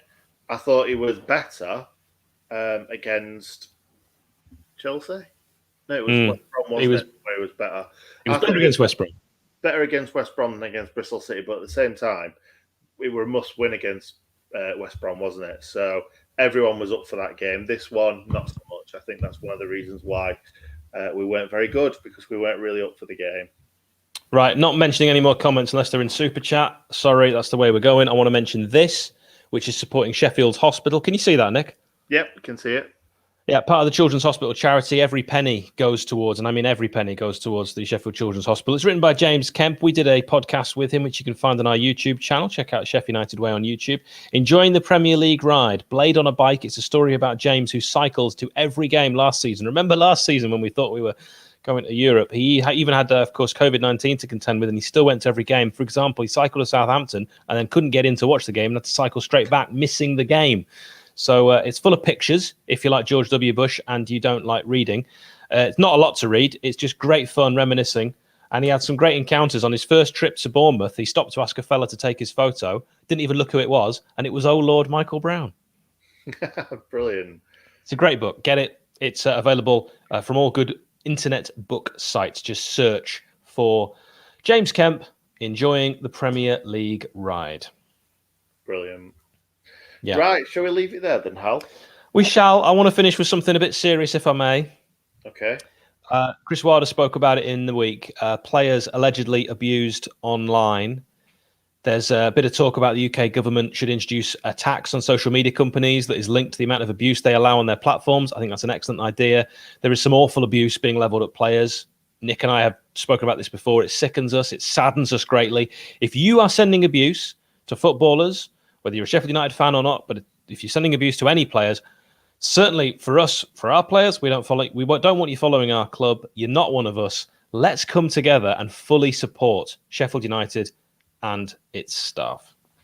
Can I just quickly say, there is a massive, massive difference between criticising a player and abusing a player. Criticising someone's performance, fine. It's not what they really want to see, but abuse is a completely different story, especially when it's kind of racist abuse. You're abusing their families. It's not on at all. Yeah, hate and inequality based on skin colour is something we need to fight against every single day. Nick and I absolutely abhor it. We did another podcast, which is well worth watching, our favourite 11s, where we talk about, with Den Blades fanzine, their fight against racism. Blades Against Racism is something that they've launched. I've got the badge, and they're actually combining with Sheffield Wednesday for a really good cause to actually fight against this. So we 100% back that. And thanks to all of you for just letting us have that moment, because I think it is important and something worth saying. So we are in the quarters. I could have made that look better, but there we go. There we go. So you just... But we both did the same thing at the same time. We are both morons, but do check out those kind of images on Instagram at Sheffield United Way. We've got a wonderful lad, Bobby, who's doing all the work behind the scenes, pulling the strings, and he's a cracking chap I've known for many, many years. I used to race against him when we both lived in Germany. It's very fast. Oh, okay. What, running or in running? Cars? he's younger than me, so he couldn't drive at that time. I could. If you've ever driven on the autobahn, tremendous fun. No speed limits. Good stuff. Fastest I've ever been, actually. Right, can I just we're done, right? This one up before we go. We'll leave on this one. Cameron Fuller. What a boy. What an absolute boy. What a legend. Could have said it in Super Chat, but we'll let you off. No, that's fine. We'll leave it on that. Thank you very much for watching, guys. Thanks, Hal, for sharing the video, could say, sharing the stream, because you're brilliant at doing the... in this illegal meeting, this meeting is illegal. Yeah. I wouldn't like to do the commentary, to be honest, because I'd be like, well, Bogle's just done something right good. Nick, I mean this, and I mean this from the bottom of my heart. I miss so many things. You, like razor-sharp eagle, spotted that handball before it had even happened. Yeah, that's just me. I'm just that guy. Yeah. I'm also terrible at a lot of other things. Sorry, Chris. I thought you'd written Sunji Hal, which I thought was funny, but you haven't. So I regret popping that up on screen. Right. Thank you very much for watching, guys. I'm going to be coming back in about 10, 15, 20 minutes, half an hour, something like that, for a match reaction. we're not doing a fans react, so that's got me out of the woods, which is brilliant. I don't think I've actually told the fans react team that we're not doing one. Oh, you I've have. covered that for you, buddy. What I would say is watch the fans react from Chelsea. That's, of course, still relevant from our previous Premier League game. It's one of the best, and I mean, it is absolutely brilliant. Nick did a fantastic job putting it together. Got a new guy doing the ratings who is a former referee who actually refereed John Lundstrom when he was in the youth team at Everton and told me, oh, this young lad, John Lundstrom, streaks ahead of anyone else in that team. That was a good Everton youth side, and he remembered the name. And we've got him now. So if the player stands out in youth level, I think that's a good sign. But yeah, he does a wonderful job, Jono, of the ratings, and definitely worth watching. So do check that out on the channel. And we are back together on Sunday for a West Ham preview. We hate West Ham. We are. That's going to be a fun one, isn't it? Away at West Ham. West Ham doing well, us needing points. Can't wait for that one. Anyway, like I said, thank you for watching, guys. We're going to leave it there. Thank you, Hal. It's been great. It's been tiring as always, and especially tiring watching that match because it was not the best one we've seen this season. So, yeah. Thank you, everybody. See you in 10, 15 minutes. And what do we say, Hal? Stay in good, Nick. Stay in good, Nick. Way.